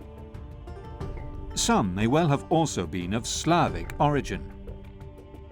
Fighting for a king for plunder and for money was an honourable activity, and for hundreds of Viking men, fortunes were to be made and lost in the plains of Poland and Russia. Their political influence on Slavic tribes, however, is the subject of heated debate. We have two periods in which Scandinavians come to Polish territories.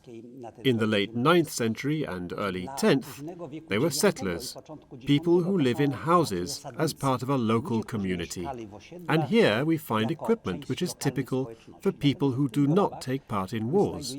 They haven't got swords. But if we talk about the second part of the 10th century and beginning of the 11th, when the Vikings moved and developed as a group, we do find swords in graves.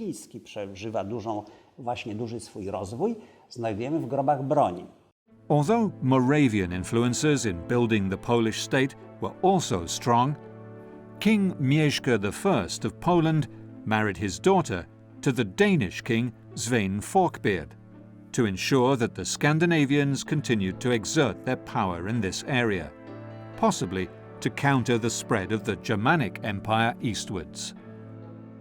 Through his marriage to the Polish princess, Svein Forkbeard's empire stretched from Poland to the British Isles, and the taxes he could raise from trade along the whole Baltic coastline turned him into the most powerful Viking king. However, he was not the only Viking monarch whose fortune was tied to the east. Olaf Tryggvason worked as a mercenary for Vladimir before leaving Russia for the north, where he eventually married an Irish queen and became the first Christian king of Norway, and died fighting his Danish rival in the year 1000. But the greatest Viking of them all was the commander of the Imperial Varangian Guard, Harald Hardrada. He made a fortune as a mercenary, but never forgot his descent from the Norwegian royal line. As commander of the Varangian Guard, Harald Hardrada played a key role in the politics of the great empire, and learned how to rule as a Christian king from the most powerful emperors of the time. In 1040, he left the heady imperial court for the north and travelled the rivers of Russia back to his homeland in Norway, conquering the throne there before attacking England. It was the year 1066, and the sun was setting on the Viking era. The valiant Viking won the first battle against the Saxon king here at Fulford, near York, but died a heroic death in the Battle of Stamford Bridge, now a quiet Yorkshire village, famous only for the last victory of the Anglo-Saxons. Overgangen til During the Scandinavian transition to the Middle Ages, at the end of the Viking Age, we also see that the ship becomes a measure for various things. There are examples of tax systems based on land being divided into ships' crews. It sort of becomes a metaphor for society. som metafor for samfundet, så at sige. Harald left behind him hundreds of Scandinavian varangians, who still spoke and wrote in the Nordic language. The palace at Constantinople overlooked the straits between Europe and Asia, and so occupied perhaps the most strategic place in the ancient world. Close by, the great church of Justinian, the Hagia Sophia, was the largest church in the Christian world. Inside, in one of the top galleries, a Varangian guardsman left his mark in runic writing. His name, Halfdan, is clearly visible. But the Hagia Sophia is not the only popular tourist spot today where one can find runic inscriptions where they are least expected. Here at the Arsenale in Venice stand two famous lion statues which once guarded the harbour in Piraeus, the port of Athens. The carvings tell of Horsi, a good warrior, cut down in battle after winning much gold. This runestone is in the churchyard in Tumbo, Sweden. It commemorates a Scandinavian warrior who died in the service of the emperor. The Greece runestones are the most common among these commemorative monuments in Sweden. Ingmar the Far-Travelled was the most famous freebooting Viking of the East. He served at the court of Yaroslav and then as a mercenary for the Byzantine Empire, winning a famous battle at Sasireti in Georgia that the Vikings called Syrkland, the land of the Saracens. Only one of the many ships that sailed with him from Sweden returned, and 26 runestones commemorate men who died in the expedition. Tola had this stone raised in memory of her son Harald, Ingvar's brother. They travelled valiantly far for gold, and in the east gave food to the eagle, and died in the south, in Syrkland. Harald was Ingvar's brother, and left from Sweden to make his fortune. He found his death instead. At the end of the 11th century, the Scandinavian states became Christian. Trade became more peaceful. The empty space of Europe filled up with new states, and opportunities for pillage all but disappeared. The last great tragic massacre of the Varangian Guard at Massacre by the Turks marked the beginning of the end of the Byzantine Empire. The ethnic origins of the first kings of Poland and Russia remain a mystery if we consider that the very description of a Viking is still shrouded in uncertainty. Scandinavian warriors colonized, plundered, traded, and had families throughout the central and eastern plains of Europe. Their DNA eventually mingled with the local populations, and they adopted the local languages. But their contribution to building these new states is recorded forever in the chronicles or carved on stone, and it lurks at the very roots of Russian and Polish history.